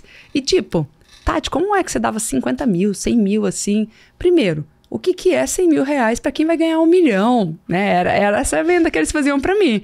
Tati, você tem potencial para faturar 1 milhão, dá 100 mil reais aqui que a gente vai chegar lá, né? Então eu dava fácil, eu tinha dinheiro, até o momento que secou, né? Eu não tinha mais dinheiro nenhum no banco. E eu cheguei em casa, minha mãe, minha sócia, investidora em mim também na época, acabou com o dinheiro dela também. Então ficou eu e minha mãe sem reserva, olhando uma pra cara da outra, assim, falou, o que a gente vai fazer? Minha mãe virou para mim e falou, Tati, a gente tem que pagar o salário dos funcionários dos próximos 3 meses. Vamos vender o nosso carro. Vendi meu carro, vendi o carro da minha mãe para pagar a conta dos funcionários e ainda não era o suficiente, então a gente teve que fazer um empréstimo de 100 mil reais. E naquele momento veio à tona tudo na minha mente do passado, da escassez que a gente viveu, sabe? Então o problema não era nem só viver aquilo, depois também de você ter um referencial, porque meu custo de vida já estava lá em cima, né? Não foi nem baixar o custo de vida, foi o medo, o desespero de voltar àquela escassez total do passado, sabe? E aí eu me lembro que eu tava num curso com Ladeirinha. Coincidentemente, eu nem sabia que o Ladeirinha era tão forte, mas ele já tava bombando com a Kátia Damasceno e tal. E aí me falaram que ele era bom. Aí eu fui lá perguntar algumas coisas pra ele. E ele pegou e falou, Tati, por que você não tenta fazer isso? Eu falei, já fiz. Ele falou, e aquilo? Eu falei, já fiz também, Ladeirinha. Ele, e aquilo? Tudo eu já tinha feito, né? Aí ele pegou e falou, Tati, se você já fez tudo e nada mudou, nada melhorou, é porque tá doendo pouco. Na hora que ele falou, tá doendo um pouco, eu fiquei irada, né? Falei, como assim tá doendo um pouco? O que você sabe da minha vida? Você não tem noção de tudo que eu tô passando, né? Fiquei assim, pé da vida. Mas passou alguns meses, começou a doer mais ainda, porque eu falei, vou quebrar e vou ficar devendo, né? Minha mãe, que sempre acreditou em mim, que sempre apoiou, ela começou a desacreditar. E ela virou pra mim e falou, Tati, se você tivesse pego aquele 1 milhão, tivesse só investido, não precisava nem trabalhar não, só investia. E vivesse da renda dele, talvez você já tivesse muito melhor do que você tá agora. Você trabalhou loucamente, intensamente e perdeu tudo, como assim? Né? E aí minha mãe falou, Tati, vamos pedir um emprego? Vamos sair para você pedir um emprego? E na época, cheguei a cogitar essa possibilidade. Só que eu tinha um propósito muito claro com o Instituto. Eu lembro que eu desenhei toda a missão, todo o propósito, eu visualizava, sabe? Tem uma frase de um amigo meu que fala assim, eu vi o meu futuro, gostei do que eu vi e é pra lá que eu vou. Eu tinha visto o meu futuro. Eu tinha amado tudo que eu vi, sabe? Eu falei, é pra lá que eu vou. E eu peguei e falei, mãe, espera só mais um pouco, que agora é meu tudo ou nada. E foi um tudo ou nada em que eu mergulhei pra aprender. Porque até então eu terceirizava. Terceirizava a responsabilidade, terceirizava tudo. Naquele dia eu comecei a estudar. Eu mesma aprendi tráfego, aprendi copy. Eu mesma comecei a cuidar da estratégia. Então hoje as pessoas me perguntam, Tati, quem que é seu estrategista? Quem é seu coprodutor? Eu acho que eu sou uma das poucas no digital que sou sozinha, assim. Não tenho coprodutor, não tenho estrategista, sou eu. Eu sou a produtora e sou a expert. Eu sou a estrategista e sou a expert. Eu chuto a bola, vou pro gol, faço tudo, sabe? Mas tem funcionado, tem dado certo. E claro, hoje não sou só eu, né? Hoje eu tenho um time, 40 pessoas, que tem feito a diferença. Eu sempre ainda tô na estratégia, lidero, ainda não tenho CEO, então lidero todo o meu time, aprovo todas as coisas, participo ativamente, mas o meu time co-participa junto comigo agora. Oh, fantástico. Depois de quanto tempo, agora eu fiquei curiosa, depois de quanto tempo que você decidiu mergulhar nos aprendizados das coisas que você delargava? Depois de quanto tempo você conseguiu reerguer o Instituto? Sim. Ah, isso é legal, porque o digital é tudo muito rápido, né? Esse é o detalhe, quando você aprende a jogar o jogo, nossa, as coisas são, assim, muito rápidas. O que aconteceu? Eu tenho até hoje eu tenho guardado, assim, às vezes eu passo nos meus eventos, uma live que eu fiz em prantos, porque eu tava no desespero total. E eu me permiti, foi a primeira live, você falou da autenticidade, foi a primeira live que eu me permiti chorar. Porque eu até fiz aquele teste, o Enneagrama, né? E saiu lá meu teste que eu tenho um emocional reprimido. E aí, eu sempre na frente das pessoas, é muito raro eu chorar, muito raro eu abrir minhas emoções. Eu sempre tô ali, ó, segurando, assim. A pessoa não sabe bem o que eu tô sentindo. Mas naquela live, né? Eu preparei tudo e tal. E foi a primeira live que eu me permiti chorar. E eu fiz um pitch de vendas em uma live. Eu consegui faturar 100 mil reais em uma live. Caraca. 100 mil do empréstimo. 100 mil do empréstimo, exatamente. E claro que com os 100 mil veio também uma confiança muito maior, né? Porque aí eu passei a confiar em mim e falar, cara, se eu conseguir uma vez, eu consigo outra. E aí foi gradativo, uma crescente, assim. Mas essa live dos 100 mil foi o quê? Foi uns 3 meses depois. Eu lembro que eu comecei a estudar pra valer um feriado de carnaval. Eu tinha ido pra casa de uma tia minha, tava meus primos lá também, e meus primos no churrasco, na piscina, na casa da tia e tal, e eu lá com meu computador estudando.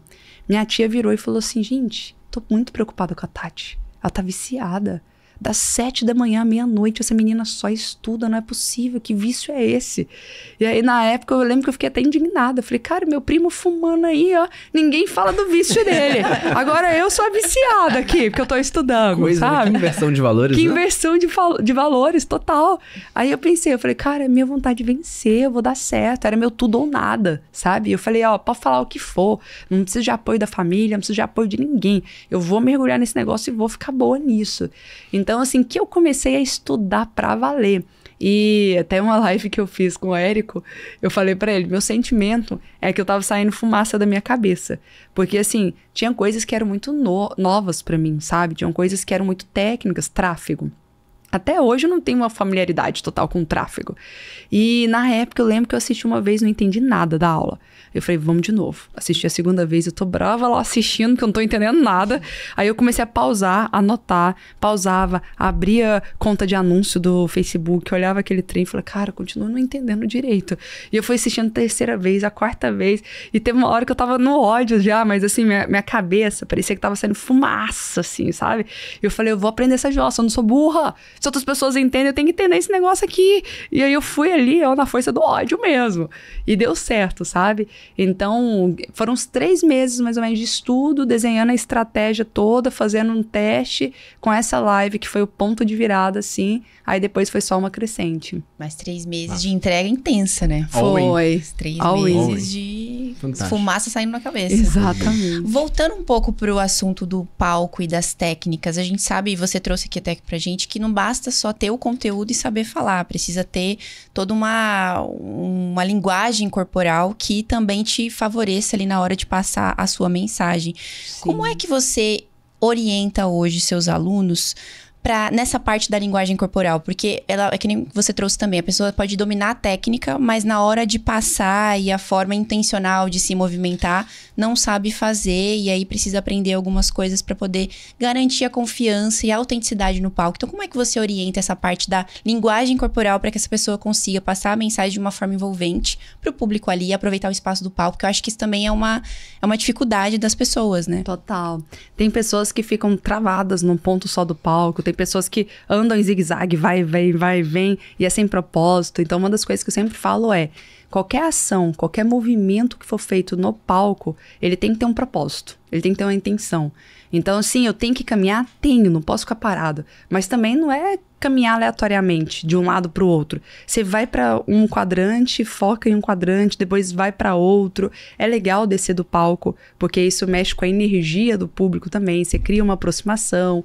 Então, todos esses detalhes são importantes. Mas, assim, tem algumas técnicas que eu posso até passar aqui, de gestos, só que uma coisa que eu sempre faço é, todo aluno nosso de oratória, eu sempre dou uma olhada, um diagnóstico, porque tem gente que erra em umas coisas e acerta em outras, né? Então, tem gente que tem uma postura muito arrogante. Em contrapartida, tem gente que já tem uma postura muito cabisbaixa. Então, a gente vai trabalhando essa postura.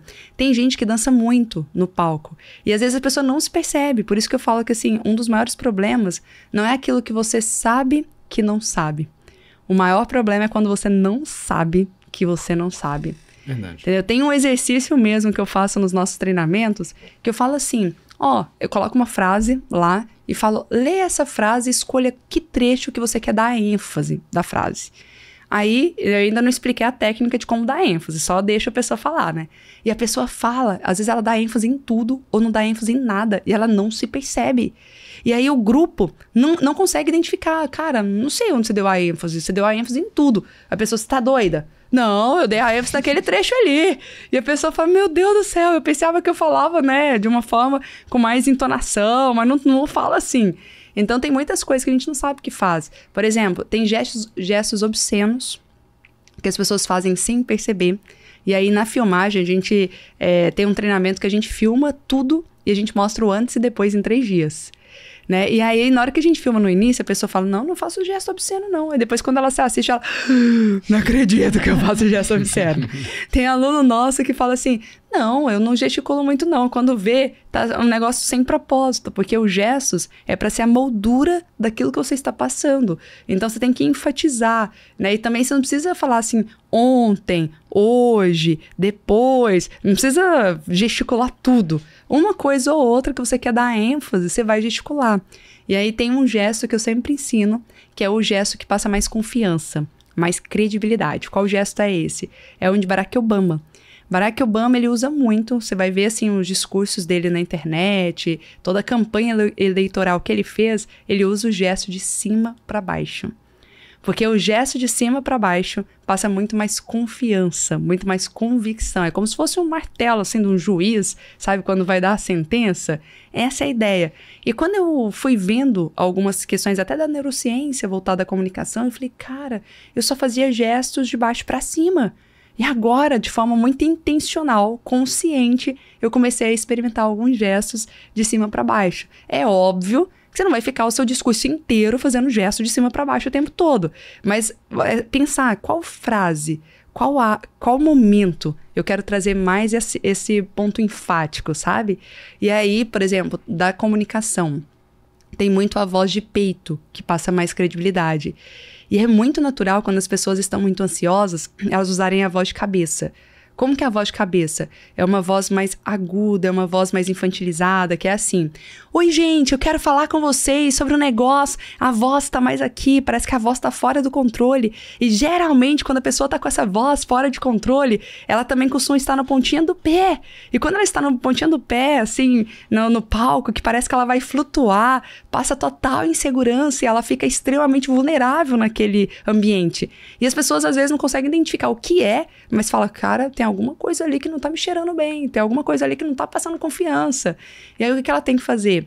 A gente tem que colocar realmente o pé como uma planta, pisando ali totalmente no solo, nada de ficar na ponta do pé. Tudo isso de forma consciente, intencional. E a voz, ela tem que vir para uma voz de peito, que é uma voz mais grave, é uma voz que você sente vibrando essa região, é uma voz que você sente que está no controle, e vocês percebem que em vez dessa voz, que é mais uma voz de cabeça, uma voz mais infantilizada, até mais aguda, uma voz que passa insegurança, essa voz de peito é uma voz que eu tô no comando, eu tô na segurança, eu sei o que eu estou fazendo. E é muito inconsciente tudo isso. Engraçado que eu tenho essa voz, eu tinha uma voz infantilizada, né? Claro que com treino e tal, eu trouxe para uma voz mais grave. Mas hoje eu consigo fazer essa voz grave, só que se eu não me percebo, se eu não olho para mim, quando eu tô nervosa, eu tendo a fazer uma voz, às vezes até uma voz robótica, uma voz de apresentadora. Eu percebo isso quando eu vou gravar vídeo, sabe? Coloco o vídeo lá e falo: olá, tudo bem? Eu falei: por que eu tô falando assim? Peraí, vamos ver se... Olá, tudo bom? Tá. Aí eu mesmo vou me policiando, sabe? Tem vídeo, principalmente no início. É a mesma coisa na palestra. Os primeiros minutos, os primeiros segundos da palestra são muito mais desafiadores do que depois. Porque depois você vai ganhando confiança e tal. Mas no início é crítico. Um podcast também, os primeiros minutos, é o desafio. Não quero nem lembrar dos meus primeiros episódios. Mas é como você disse, né? É o processo. Exatamente. Vai melhorando. Sim. E tem que ter vergonha do primeiro, porque isso mostra que a gente tá evoluindo, sim, né? Com certeza. Mas, Tati, falando sobre o palestrante memorável, o que é que um palestrante generalista faz que um palestrante com autoridade jamais faria? Boa.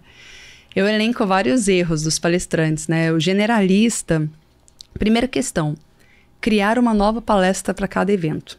É muito comum hoje. Ah, você quer que eu fale sobre o quê? Eu crio. Teve uma vez que, isso foi até um aluno meu que me falou, não assisti. Ele falou assim, que foi assistir uma palestra, a palestra estava horrível. Ele falou: Tati, a pior palestra que eu já vi na minha vida, tal. Aí, no final da palestra, o palestrante falou assim: gente, sabem quanto tempo que eu fiz essa palestra? Aí todo mundo ficou: em quanto? Ele falou: 7 minutos. Aí todo mundo falou: ah, entendi, né? Por que a palestra tá horrível? 7 minutos, deve ter feito vindo pra cá, preparando, ou seja, com improviso total. Né? Então, criar uma nova palestra para cada evento, por mais que você se prepare com antecedência, por mais que gaste tempo, você às vezes não teve ainda toda aquela musculatura de treinar a mesma palestra. Cada vez que eu faço a mesma palestra, eu descubro pontos para eu melhorar, pontos para eu, sabe, ajustar, ir lapidando mesmo. Eu falo que é refinar a palestra. Por isso que os palestrantes profissionais, eles sempre repetem a mesma palestra. E é comum nas empresas. Por exemplo, fiz uma palestra no Banco do Brasil, eles gostaram tanto que eles falaram: quero contratar mais 7 desta mesma palestra, a mesma, eles não pediram uma diferente. E contrataram 7 vezes. Fui no Sebrae, fiz uma palestra, eles falaram: quero fazer uma turnê com essa palestra. Por quê? Porque você compôs uma música.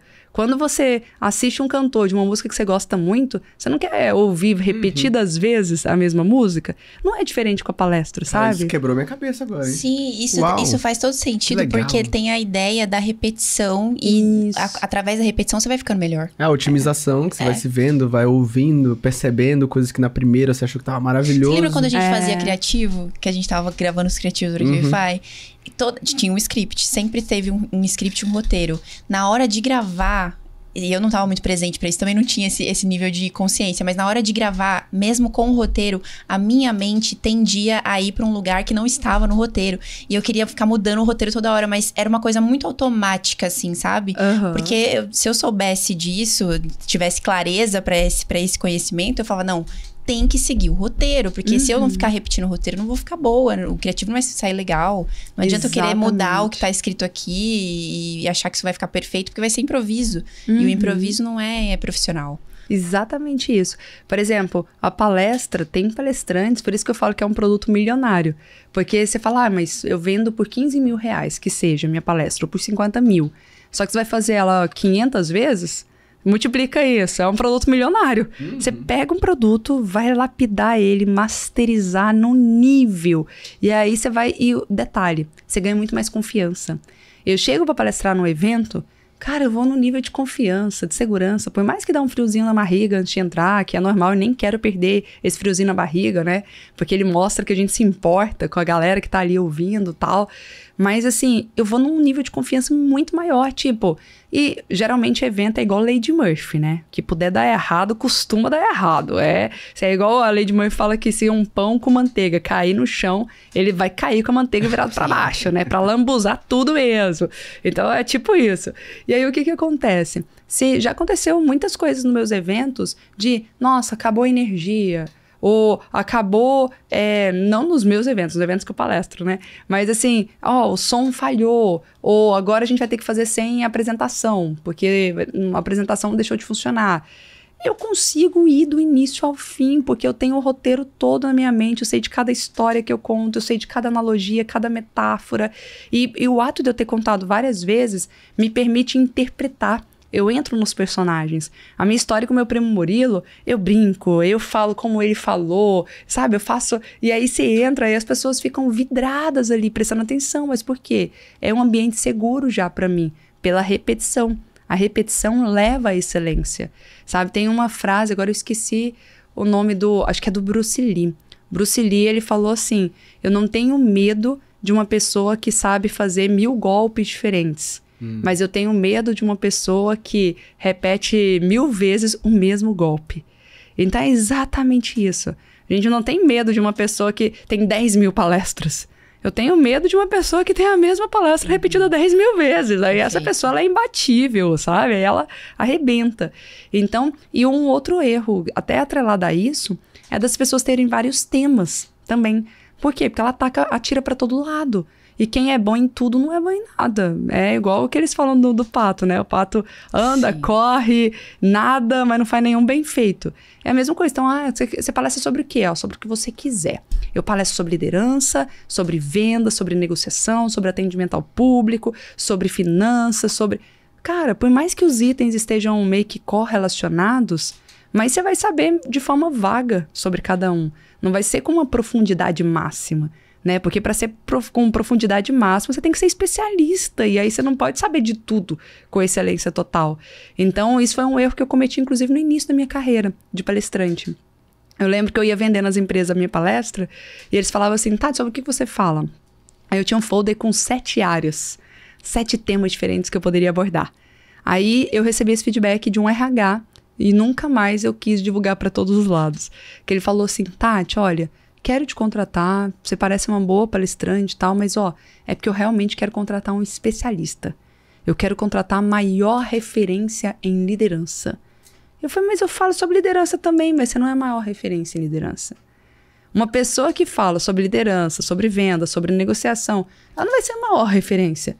Se você for olhar os grandes players do mercado, eles são focados, eles são especialistas. Tem algum ingrediente que se torna o diferencial competitivo deles.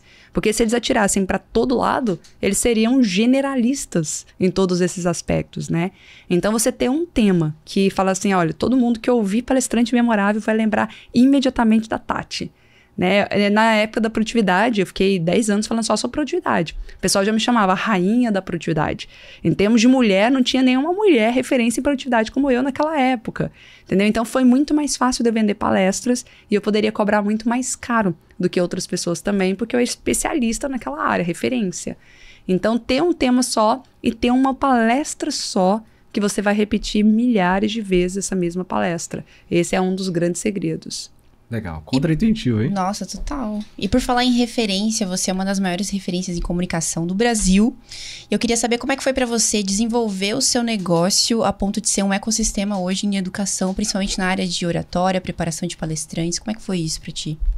Foi legal, porque é sempre com estudo, né? Você vai abrindo a mente, assim. Tudo começou muito... Na época da pandemia, pra mim, foi um marco. Porque eu já estava bem estruturada com cursos online de palestras. Na época ainda não tinha tanta mentoria em grupo. Era mentoria individual, algumas mentorias em grupo menores e o curso online. E tava ótimo e tal. Só que na época da pandemia, me falaram assim... Ixi, Tati, seu negócio vai quebrar, né? Porque você depende de aglomeração. Eu tava com a agenda fechada para milhares de palestras, para 1.000 pessoas, 5.000 pessoas. E eles falaram, e agora? Tudo cancelado, tal. E eu entrei na live, pegada de palestra, e eu tava mantendo uma audiência altíssima, e eu comecei a fazer live todo santo dia, incluindo sábado, domingo e feriado. E eu fazia 3 vezes por dia, manhã, tarde e noite. Caramba! Na época da pandemia, foi muito bom, porque eu tenho saudades. Muito louca. Tenho saudades. Foi o período que eu mais trabalhei, mas eu aprendi demais. Por quê? Eu morava em Goiânia e em 2020, janeiro de 2020, eu me mudei para São Paulo. E foi a primeira vez que eu fui morar sozinha, que até então morava eu e minha mãe. Fui morar sozinha. Nessa época, eu falei... Eu até tinha já uma condiçãozinha de morar melhor e tal. Só que eu queria investir só na empresa. E também morar sozinha. Eu falei, não quero cuidar de casa. Porque eu nunca fui muito Amélia mesmo, não. Sempre fui workaholic total, né? Então, eu contratei um estúdio. Morava num negócio de 40 metros quadrados em 2020.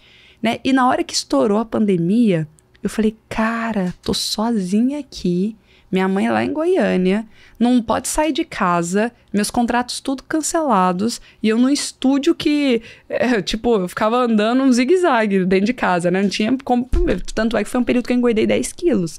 Engoidei bastante por falta de treinar. Eu ficava sentado o dia inteiro, comendo o dia inteiro e trabalhando o dia inteiro, só isso. E aí, o que aconteceu? 3 lives por dia, tal, minha empresa triplicou de tamanho ali. E ali, pra mim, foi a prova de que quando a gente é protagonista... Não tem a questão da circunstância. Não são as nossas condições que determinam o nosso sucesso. Sempre são as nossas decisões mesmo.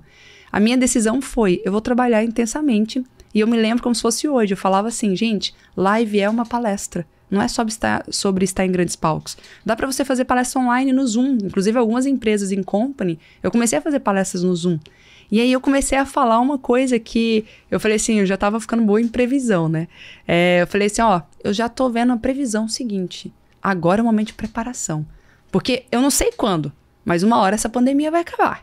E na hora que essa pandemia acabar, vai voltar os eventos com tudo. As pessoas vão ter necessidade de gente. As pessoas vão ter necessidade de se encontrar, de ter aglomeração e tal.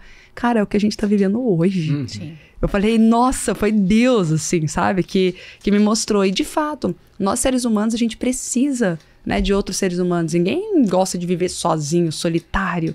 E hoje eu vejo os eventos bombando, pipocando. E lá eu falava, treina, porque agora é só preparação, agora é seu momento. Quando voltar, vai voltar com tudo, tal. E foi exatamente isso que aconteceu. Então, veio uma crescente muito grande. Só que nisso, eu fui fazer alguns cursos fora. Então, eu já fazia muitos lançamentos.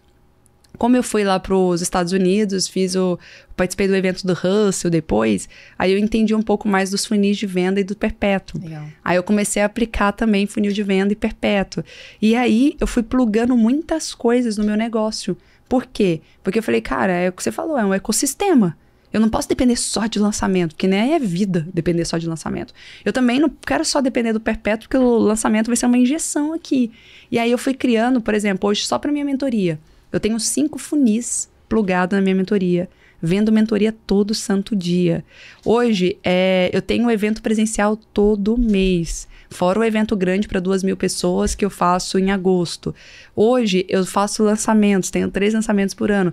E tudo quanto é metodologia que você já ouviu no digital, eu aplico todos e mais um pouco.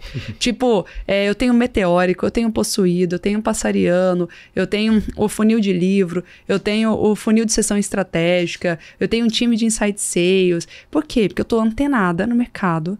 Eu participo de 7 grupos de mastermind. Aí esse ano a gente também criou o nosso Mastermind, então eu tô em 8, contando com esse. E aí, o tempo todo eu tô antenada e eu sou uma pessoa de execução, sou muito rápida. Tipo, eu ouvi uma coisa aqui agora, tá dando certo, tá funcionando, opa, então vamos aplicar hoje. Eu já sento com o meu time, a gente aplica com alta velocidade, porque a gente tem um símbolo lá que é o Jaguar, né? Eu falo, Jaguar tem velocidade, então vamos com velocidade total. E aí, quem chega antes bebe água limpa. Então, acho que uma das coisas, assim, um dos segredos também do sucesso que a gente tem tido hoje é a velocidade. A gente é extremamente rápido. Eu vi um sistema de desafio que o Pedro Adão criou lá nos Estados Unidos, que é um desafio no Zoom de 5 dias, diferente do desafio da época da pandemia e tal, porque eu lembro que quando eu ouvi esse desafio, eu falei, desafio eu já faço, mas é muito diferente, é outra pegada, né? Esse desafio de pandemia que a gente fazia nas redes sociais, não. Eu vi um desafio pelo Zoom, eu falei, nossa, o pessoal nos Estados Unidos tá falando que tá dando 18% de conversão, 20% de conversão, nos meus lançamentos era o quê? 1% de olha lá. Peguei e falei, vou aplicar esse negócio. Eu fui a primeira pessoa no Brasil a aplicar. Eu aprendi o negócio, em 15 dias eu fiz. A gente teve, passou um pouquinho de 18% de conversão lá. Eu falei, cara, o negócio funciona. E comecei a replicar. Só o ano passado eu substituí milhares de lançamentos por desafios. Sabe, fazia desafio quase todo mês. E foi também uma crescente boa. Agora já tá ficando um pouco mais normal, já vejo muita gente fazendo. Mas o tempo todo eu tô aprendendo novos métodos. É meteórico que tá funcionando, é passariano que tá funcionando, é espartano. Cada hora o pessoal cria um nome, né? É o monstruoso, é o aureliano. Eu já apliquei todos. Não é à toa que só no ano passado você fez 14 milhões. 14 milhões, exatamente. Cara, pesado. Sensacional. Tati, eu pergunto pra quem tá começando nessa área de comunicação, oratória, palestra principalmente. Eu imagino que você tenha muito mais clareza do que a gente, mas uma dor que eu imagino que essa galera tem é de se vender e conseguir fechar bons contratos. Então eu queria entender como é que você orienta o pessoal a saber como vender o seu peixe para, consequentemente, conseguir fechar bons contratos. Boa. É legal porque esse também eu tinha uma timidez muito grande, porque eu trabalhei a vida inteira na área de vendas, tive que destravar várias questões em cada rejeição, que eu comentei aqui no início. Só que quando eu fui me vender, meu Deus do céu, eu tinha um pavor. Porque assim, me coloca qualquer produto, qualquer serviço. Eu vendo colchões Nimponflex pra você, mas não vem falar pra eu me vender, não. Fica parecendo que eu tô arrogante, fica parecendo que eu tô me gabando demais, tal. E foi uma jornada também. Eu me lembro que, primeiro, eu comecei a fazer eventos presenciais, e evento presencial é o poder pra vender muito e faturar muito. Né? Tem eventos meus de 100 pessoas, assim, que em 3 dias eu faturo 2 milhões, entendeu? É um negócio louco, assim. Só que meus primeiros eventos presenciais, eu fazia eventos para 1.000 pessoas e não fazia pitch. Não fazia. Não, eu quero isso para branding. Eu tô bem resolvida. Na verdade, eu não tava bem resolvida, não. Eu tava tentando fugir, entendeu? Que pitch o quê? Não, isso aqui é só pra branding mesmo. Aí o pessoal, mas por que você não fez pitch? Não, porque eu não quero. Eu quero só fortalecer minha marca. Entendeu? O tempo todo desculpinha, justificativa. E aí eu comecei a ver outras pessoas fazendo eventos com menos experiências do que os meus eventos, com menos impacto, com menos conteúdo, porque como eu vim da linha acadêmica, eu sempre fui muito conteudista, fiz mestrado, então tinha uma pegada até científica, sabe? Sempre gostei de trazer estudos, pesquisas e tal. Eu falei, cara, eu tenho um baita conteúdo, eu adoro gerar experiência nos meus eventos, e eu tô deixando dinheiro na mesa, e vem o outro lá que não entrega metade do que eu tô fazendo, e vende horrores, não vou aceitar um trem desse não. E aí eu fui de novo, fui começando a enfrentar. E o que eu percebo? Toda vez que eu preciso me desafiar é quando eu vou pro próximo nível, sabe? Então é uma coisa que eu faço comigo assim de forma muito consciente. Eu falei, eu vou me desafiar. É confortável pra mim? Não é, mas eu vou me desafiar. E eu me lembro a primeira vez que eu fiz pitch que eu comecei a perder a voz bem na hora do pitch. Então, eu tava tão angustiada, assim, eu tava tão nervosa, sabe? Que a voz começou a falhar bem na hora. E eu tentando, falei, gente, é o ar-condicionado? Sinusite? Desculpa, vamos ver. Nossa, e foi muito sofrido, assim, né? O primeiro pitch que eu fiz vendeu quase nada. Inclusive, uma pessoa chegou pra mim, né, e falou, Tati, se você quiser ajuda, tal, eu tava muito ruim. E hoje eu tenho me tornado uma das maiores referências em pitch. Olha que louco isso. Inclusive, na pandemia, ali eu já tinha vencido um pouquinho, eu fiz um produto em sociedade com 11 mulheres de sucesso. A gente pegou influências, né, aí tava a Luísa Von, a Elaine Eurives, a Kênia Gama. Eram 11 mulheres, a gente criou um projeto, a gente pegou um projeto que era 11 mulheres e um segredo. Tinha mulheres com milhões de seguidores e tal, e a gente criou um produto juntos, nos tornamos 11 sócias, loucura total, aprendi muito com esse projeto também. Deu lucro? Deu, mas deu trabalho demais também, porque chegar num consenso com 11 sócias, a Bárbara Bruna era uma das sócias, foi muito legal também, aprendizado louco. E aí o que foi? A mesma audiência e todas nós tínhamos que fazer pitch. E claro, eu criei uma estrutura, porque tudo que você tem medo, eu acredito que você tem que se preparar 3 vezes mais, né? Tem aquela frase, tá com medo? Vai com medo mesmo. Eu não acredito nela, não. Eu acredito que tá com medo? Se prepara antes. Aí depois você vai com medo mesmo, porque o medo permanece ali, né? E aí o que eu fiz? Eu me preparei para aquele pitch. E ali eu comecei a ver que eu tava ficando boa. Até então eu não me achava boa. Eu fazia, estudava pitch, assistia tudo quanto é pitch para ganhar repertório e tal. Mas eu não me achava tão boa ainda. Ali, como todas nós falamos para a mesma audiência, o meu pitch foi o pitch que mais vendeu. Aí as meninas pegaram e falaram assim, Tati, você foi escolhida pra fazer o repeat. Eu falei, não, por favor. Tipo, tenho pavor, eu só fiz porque eu era obrigada e tal. Não, Tati, você mandou bem demais, faz aí. Eu fiz e deu bom de novo. Aí elas deixaram, as mulheres que mais tinham vendido, falou assim, olha, a gente fez vários lançamentos juntas, né? Então, todo lançamento agora só essas mulheres vão vender. E todas as vezes que a gente fazia, eu era que mais se destacava nas vendas. O pessoal falou, Tati, não tem cabimento, você é boa de pitch. Você pode até, às vezes, não conseguir outras coisas, mas no pitch você consegue. E aí eu fui ficando, assim, a oficial dos pitches, né? Teve um dia, a gente, no final do projeto, a gente fez um no estúdio. E aí fez palestras com o estúdio e tal. E bem nessa época eu peguei Covid. Aí eu peguei e falei, cara, eu fiquei pandemia inteira sem pegar Covid. No final, já era tipo, acho que era dezembro de 2020. Eu fui e peguei o Covid. Aí eu falei, não vou poder ir pro estúdio com as meninas e tal. As meninas, não, mas você vai fazer o seu pitch. Eu falei, como? O Zoom, você vai entrar no Zoom da sua casa, a gente vai colocar no telão aqui no estúdio, você vai fazer esse pitch. E eu com o Covid lá de casa fazendo um pitch e tal, né? Então foi assim, foi bem bacana também a experiência. E ali eu fui ganhando mais confiança, que eu falei, cara, eu sou boa, 11 mulheres, cada uma melhor do que a outra. Umas com muito mais seguidores, muito mais tempo de experiência que eu. Se eu conseguir me destacar ali, eu sou boa nisso. Aí eu fui treinando cada vez mais, porque tem tudo a ver os pitches, principalmente palco, né? Tem tudo a ver com você estar no palco. Peguei a estrutura e comecei a fazer isso, tanto em live quanto no palco, Agora, nossos últimos 3 eventos, 50% de conversão no pitch de vendas. Caraca, véio, 50%. Produtos de média de R$55 mil e público de 100 pessoas. Nesses 3 últimos eventos. Meu Deus. A mulher é boa de pitch. Agora, eu falei, agora até eu tô acreditando, sabe? Mas aí você fala, o que você fez? Primeiro, tem roteiro também. Não é improviso, tem roteiro. Eu sei palavra por palavra que eu devo falar. Eu sei como quebrar objeção, porque vender é sobre quebrar objeção.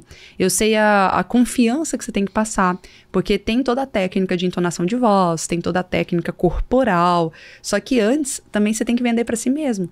Porque vendas é transferência de sentimento. Se nem eu acreditar em mim, se nem eu acreditar no meu produto, eu não vou conseguir vender. Vendas é transferência de sentimento.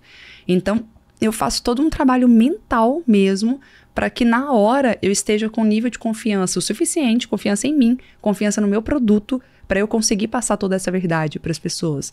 E claro, juntando com técnicas de entonação de voz, presença de palco, né, os gestos que passam mais confiança, juntando o roteiro, que eu sei cada palavra e tal, e a prática, tudo isso você vai ganhando cada vez mais performance. Perfeito. Fiquei com dúvida agora. Já aconteceu com você de... Claro, né? Não a Tati de hoje, mas a Tati que estava começando. De travar no palco de alguma palestra? Travar total, não. Porque eu me preparava muito. Inclusive, assim, as primeiras vezes que eu tava muito insegura, eu falo, o que é bom? É essa frase que eu sempre digo. Tá com medo? Se prepara antes. E depois vai com medo mesmo. Porque a primeira eu tava com tanto medo, até brinco, pessoal. Eu falei assim, alguém aqui tem intestino preso? Se tiver, vai fazer palestra. Porque solta o intestino total, entendeu? Eu tava com dor de barriga, assim, eu não saía. Eu falei, meu Deus do céu, o que vai ser de mim no palco? Eu tô com dor de barriga aqui. Tava terrível. Só que eu me preparei tanto que eu tinha plano A, plano B, plano C. Sabe quando você coloca várias cartas na manga? Tipo, nossa, se eu esquecer isso, eu faço isso. Se acabar meu tempo, eu faço aquilo. Se eu tinha me preparado para o que desse e viesse, sabe? E, claro, eu sempre ensino as pessoas a palestrarem com slides. Não porque você precisa ler o slide, até porque não pode vir textos, tem que ser muito mais imagem e uma palavra. Mas, assim, o slide ele é muito mais para trabalhar os 5 sentidos. E dentro dos 5 sentidos, ele também serve para ser tópico. Ah, se eu esqueci o próximo tópico, eu olho para o slide e tem ali o tópico sequencial. Principalmente para quem está começando e dá um baita suporte, né? E uma coisa que eu faço, que é um segredinho aqui, quando eu vou palestrar com slide, hoje eu já consigo também palestrar sem, mas no início eu recomendo demais. No slide, a cada X tempo, eu coloco ou um vídeo ou alguma coisa que me permite também dar um respiro e beber água. Porque não tem coisa pior do que a pessoa tá no meio da linha de raciocínio dela, falando um negócio importante e tal, aí ela para de falar.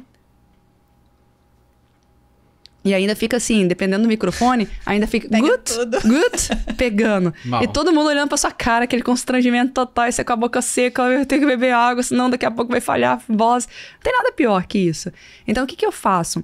Primeiro que existe um estudo que mostra que a cada 7 minutos é importante ter uma quebra de estado, para não ficar muito monótono a comunicação. Então, a cada 7 minutos tem que ter alguma coisa, ou interação com o público, ou eu conto uma história, ou eu mudo a entonação de voz, ou eu desço do palco. Tem que ter uma quebra de estado, porque senão vai ficar muito aquele negócio... Aí, o que eu faço? Aí eu falo que é igual o batimento do coração, né? Vai ter que ter os altos e baixos. Senão, ele vai ficar igual o coração, fica tá batendo. Agora, se o coração ficar morreu, né? Tem gente que morreu na palestra, então é a mesma coisa.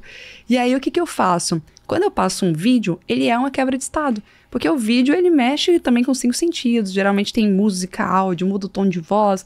E nisso eu ganho tempo para respirar, para beber uma água, para retomar minha linha de raciocínio. O que eu vou falar na sequência? Será que eu lembrei de falar tudo? Ou será que eu pulei alguma parte? E aí eu me recomponho para voltar.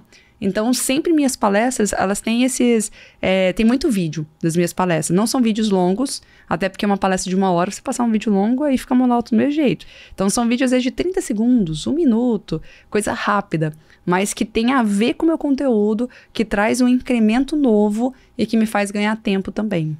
Massa. Você vê que isso comprova uma frase que a gente repete muito aqui, que antecipação é poder, reação é fraqueza, né? Como é que eu me preparo pra não travar? Se prepara antes, pô. Se prepara antes. O tempo inteiro a gente fala sobre isso, né? Sim. E realmente isso faz toda a diferença. Que Nossa, legal. aí você falando sobre isso, eu só lembrei, tem um livro que eu sempre recomendo para os meus alunos, que é Faça Como Steve Jobs. Nesse livro, conta como ele se preparava para apresentar o novo iPhone, o novo MacBook. E lembrando, hein? Dava uma fila de espera de pessoas querendo ouvir Steve Jobs falar. Aí a pessoa fala, nossa, mas ele era um comunicador nato, né? Ele nasceu com esse talento. Gente, é só você assistir o documentário dele ou ver o livro. 2 meses era o mínimo que ele se preparava para cada apresentação. Aí eu fico perguntando, se todos nós gastássemos 2 meses se preparando para fazer uma apresentação, talvez a gente mandasse bem também como ele, entendeu? Porque ele pensa no espetáculo, tá? Que analogia eu vou usar? Nossa, eu quero mostrar que o Mac Air é fino. Como que eu posso fazer para mostrar que o Mac Air é fino? Vou colocar ele dentro de um envelope. Sabe? Isso aí foi tudo muito pensado, foi tudo muito desenhado. Ele mesmo fala, ele falou, eu tenho que fazer cada apresentação como um espetáculo. Não é só uma apresentação que eu vou chegar lá e falar, olha, acabei de lançar um Mac. Não! Ele preparava um vídeo, né? Esse vídeo mexia com todas as emoções. Ele era o rei das narrativas. Então, tudo era narrativa, storytelling. Ainda mais quando ele trabalhou no projeto da Pixar, né? Montou a Pixar lá. Aí que ele entendeu o que era a questão dos roteiros hollywoodianos e tal. E ele trouxe mais disso ainda para dentro da Apple. Lá é tudo storytelling, é tudo narrativa, que é uma das coisas que eu também trabalho com profundidade. Grandes marcas, grandes pessoas sabem o poder da narrativa e incluem isso na sua comunicação. Perfeito. Qual você acha que hoje é a maior dificuldade de alguém que está começando a aprender a se comunicar em público ou começando a aprender a ser um palestrante? Primeira, maior dificuldade conhecida por todos é o medo do julgamento mesmo. É o medo de falar em público. Inclusive, foi feita uma pesquisa que mostrou que o maior medo que as pessoas têm, inclusive esse medo está acima do medo de morrer, é o medo de falar em público, né? Então, as pessoas têm medo do que vão falar de mim, o que vão pensar, sabe? E quando a gente consegue vencer esse medo, já é meio caminho andado, porque o restante tem técnicas. Com as técnicas certas e com a prática, você consegue, né? Aí, o problema também são daqueles autoconfiantes. Tem gente que, eu não tenho medo de falar em público, não. É super autoconfiante, isso é ótimo. Só que aí a pessoa não se prepara nada, né? E aí faz um negócio muito meia boca também. Então, eu falo que tudo em excesso, a diferença entre o veneno e o remédio é só a dose, né? Tudo em excesso é ruim. A autoconfiança demais é ruim, mas medo demais é ruim. Então, você tem que chegar ali no meio termo para realmente buscar as técnicas certas e dar um show nos grandes palcos.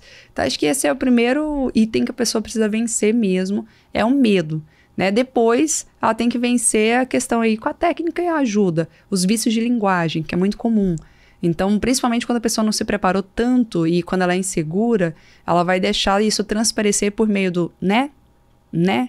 Ou outro vício de linguagem muito comum. Tá entendendo? Tá entendendo? Entendeu? Entendeu? Ou então, até aqueles ruídos que poluem a comunicação, como E esses ruídos é porque geralmente o período de silêncio, ele é constrangedor. Por exemplo, esses 2 segundos que eu fiquei em silêncio, é o momento que você fala, o que aconteceu, né? Será que bugou aqui o sistema? É o momento que provavelmente quem tá em casa e assistindo vai olhar pro celular e falar, peraí, travou aqui? A internet falhou? Chama atenção. E aí, é por chamar atenção que o momento de silêncio deve ser valorizado. A gente tem que escolher momentos pontuais para dar uns 1 a 2 segundos de silêncio, faz parte do jogo. E aí, os momentos mais bonitos, que é o momento de silêncio, as pessoas substituem por que é o momento delas pensarem o próximo passo, porque é constrangedor o momento de silêncio, e elas ficam pensando com ruído. Então, só da gente limpar um pouco mais a comunicação, também já traz uma estética, uma beleza maior. Uau. Falei que eram aulas e foram aulas. Muito conteúdo aqui. Você não sabe as coisas que você destravou aqui Nossa, dentro. Nossa, total. Ai, total, brilhou, com certeza. Brilhou. Você foi falando e eu fui me vendo em muitas coisas. Eu falei, nossa, olha isso. Mudei muita percepção de várias questões, principalmente o lance da voz, que eu me vi muito no festival. A minha voz estava aqui, ó. Eu quase voei. Tava voz de cabeça. Tava voz de cabeça e eu percebi em alguns momentos, não sei se tu percebeu, mas em alguns momentos a voz, ela tava até, como é que fala? Fica trêmula, sabe? Trêmula. E eu querendo falar e parece que não saía e tal. Acho que só no 3º dia que eu fui começar a melhorar esse lance da entonação da voz. Então, isso é muito, muito massa. Porque daí você traz consciência pra isso. Na hora de executar, você vai mais presente pra isso. Então. Exatamente. Só de tomar consciência e trabalhar de forma intencional, você já vai perceber uma mudança tremenda. As pessoas vão perceber. E é legal, por exemplo, eu vejo palestrante que quer colocar a energia lá em cima. E é importante você elevar a energia do público. Só que a pessoa grita. E se ela grita com a voz de cabeça, fica extremamente desconfortável, fica estridente. Então, Tati, eu quero colocar a voz lá em cima, eu quero perguntar, quem tá aqui? Me fala eu, quem tá aqui? Só que se eu fizer com a voz de cabeça, vai ficar agudo. Então, como que eu posso gritar, mas de uma forma confortável? Com a voz de peito, uma voz mais grave. Eu tenho que, tem que ser no limite ali que não... Tem pessoas que falam, ai, que tá desconfortável. Nossa, que voz chata, estridente e tal. Então, a pessoa acaba não se energizando naquele ambiente. Perfeito. Tá satisfeita com esse bate-papo? Eu tô muito satisfeita. A Carol já sabia. Eu achei que você perguntou pra mim. Você está satisfeita com esse bate-papo, Tati? Muito também. Muito agradável conversar com vocês. E nós não terminamos. Sim. Porque nós costumamos terminar nosso episódio com uma pergunta reflexiva. Topa responder? Na hora. Então simbora, Tati. Que mensagem você gostaria de ter ouvido lá no início do digital que você pode transmitir agora pra quem tá acompanhando a gente do outro lado da telinha? Boa. Tem uma frase que eu trago pra minha vida porque foi o que me trouxe até aqui. Se lá atrás já tivessem me dito, ia ser mais tranquilo, que é a parte de você nunca será extraordinário antes de ser constante. Então, a importância da consistência, da constância. Às vezes a gente tá ali por um triz pra dar certo e você para. E eu já me peguei várias vezes querendo desistir no meio do caminho e que bom que eu não desisti porque foi o que me fez chegar até aqui. Perfeito, perfeito. Cara, parabéns. Adorei bater esse papo contigo. Obrigada. Aprendi demais. Eu tenho certeza que o pessoal de casa aprendeu tanto quanto a gente. Eu espero que você tenha anotado várias dicas que a Tati trouxe aqui pra nós, porque eu esqueci meu caderninho hoje, mas eu vou reassistir esse episódio, porque trouxeram realmente dicas práticas que a gente pode praticar hoje mesmo. Então, muito obrigado pela sua presença, pelo seu tempo, por ter compartilhado tanto conteúdo aqui com a gente. Legal. Não terminamos, né? Não terminamos. Por quê, Carol? Temos Conta pra ela. Presentinho. Não só pra ela. Não só pra ela, mas pro Cadu também. Presente Que pra legal, ela e hein, pro amor? Cadu. Meu Deus! Acabar com a dieta de vocês. Personalizado ainda! Já amei! Acabar com a dieta é fácil, hein? Tava comentando com eles que doce de graça é difícil dizer não. Porque primeiro que eu já sou uma formiga, né? Então, doce pra mim já é muito bom. Só que aí eu evito comprar, porque a Nutri falou que eu não posso comer muito, mas quando é de graça aí não tem escapatória. É difícil. Nutri, aí tem que me perdoar aqui, ó. Vou querer comer. Que delícia, caprichado aqui. Ah, claro, né, Tati? Olha. E como a Carol falou, esse é um presente pra agradecer a sua presença aqui, por ter compartilhado tanto conteúdo de forma gratuita pra quem tá ali do outro lado. Eu tenho certeza que esse conteúdo tem um potencial pra transformar vidas, carreiras. Então, muito obrigado de verdade. E eu tenho certeza que quem tá ali do outro lado da telinha vai querer começar a te seguir, te acompanhar pra evoluir na comunicação, oratória. Então, deixe suas redes sociais, vai aparecer aí na telinha. Ah, que legal. Que bom que vai aparecer na telinha, porque minha mãe não facilitou com o nome, né? O nome é meio complexo aqui.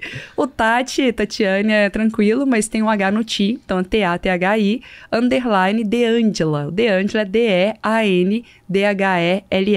Espero vocês lá. Que bom vai que vai aparecer na telinha. Que bom.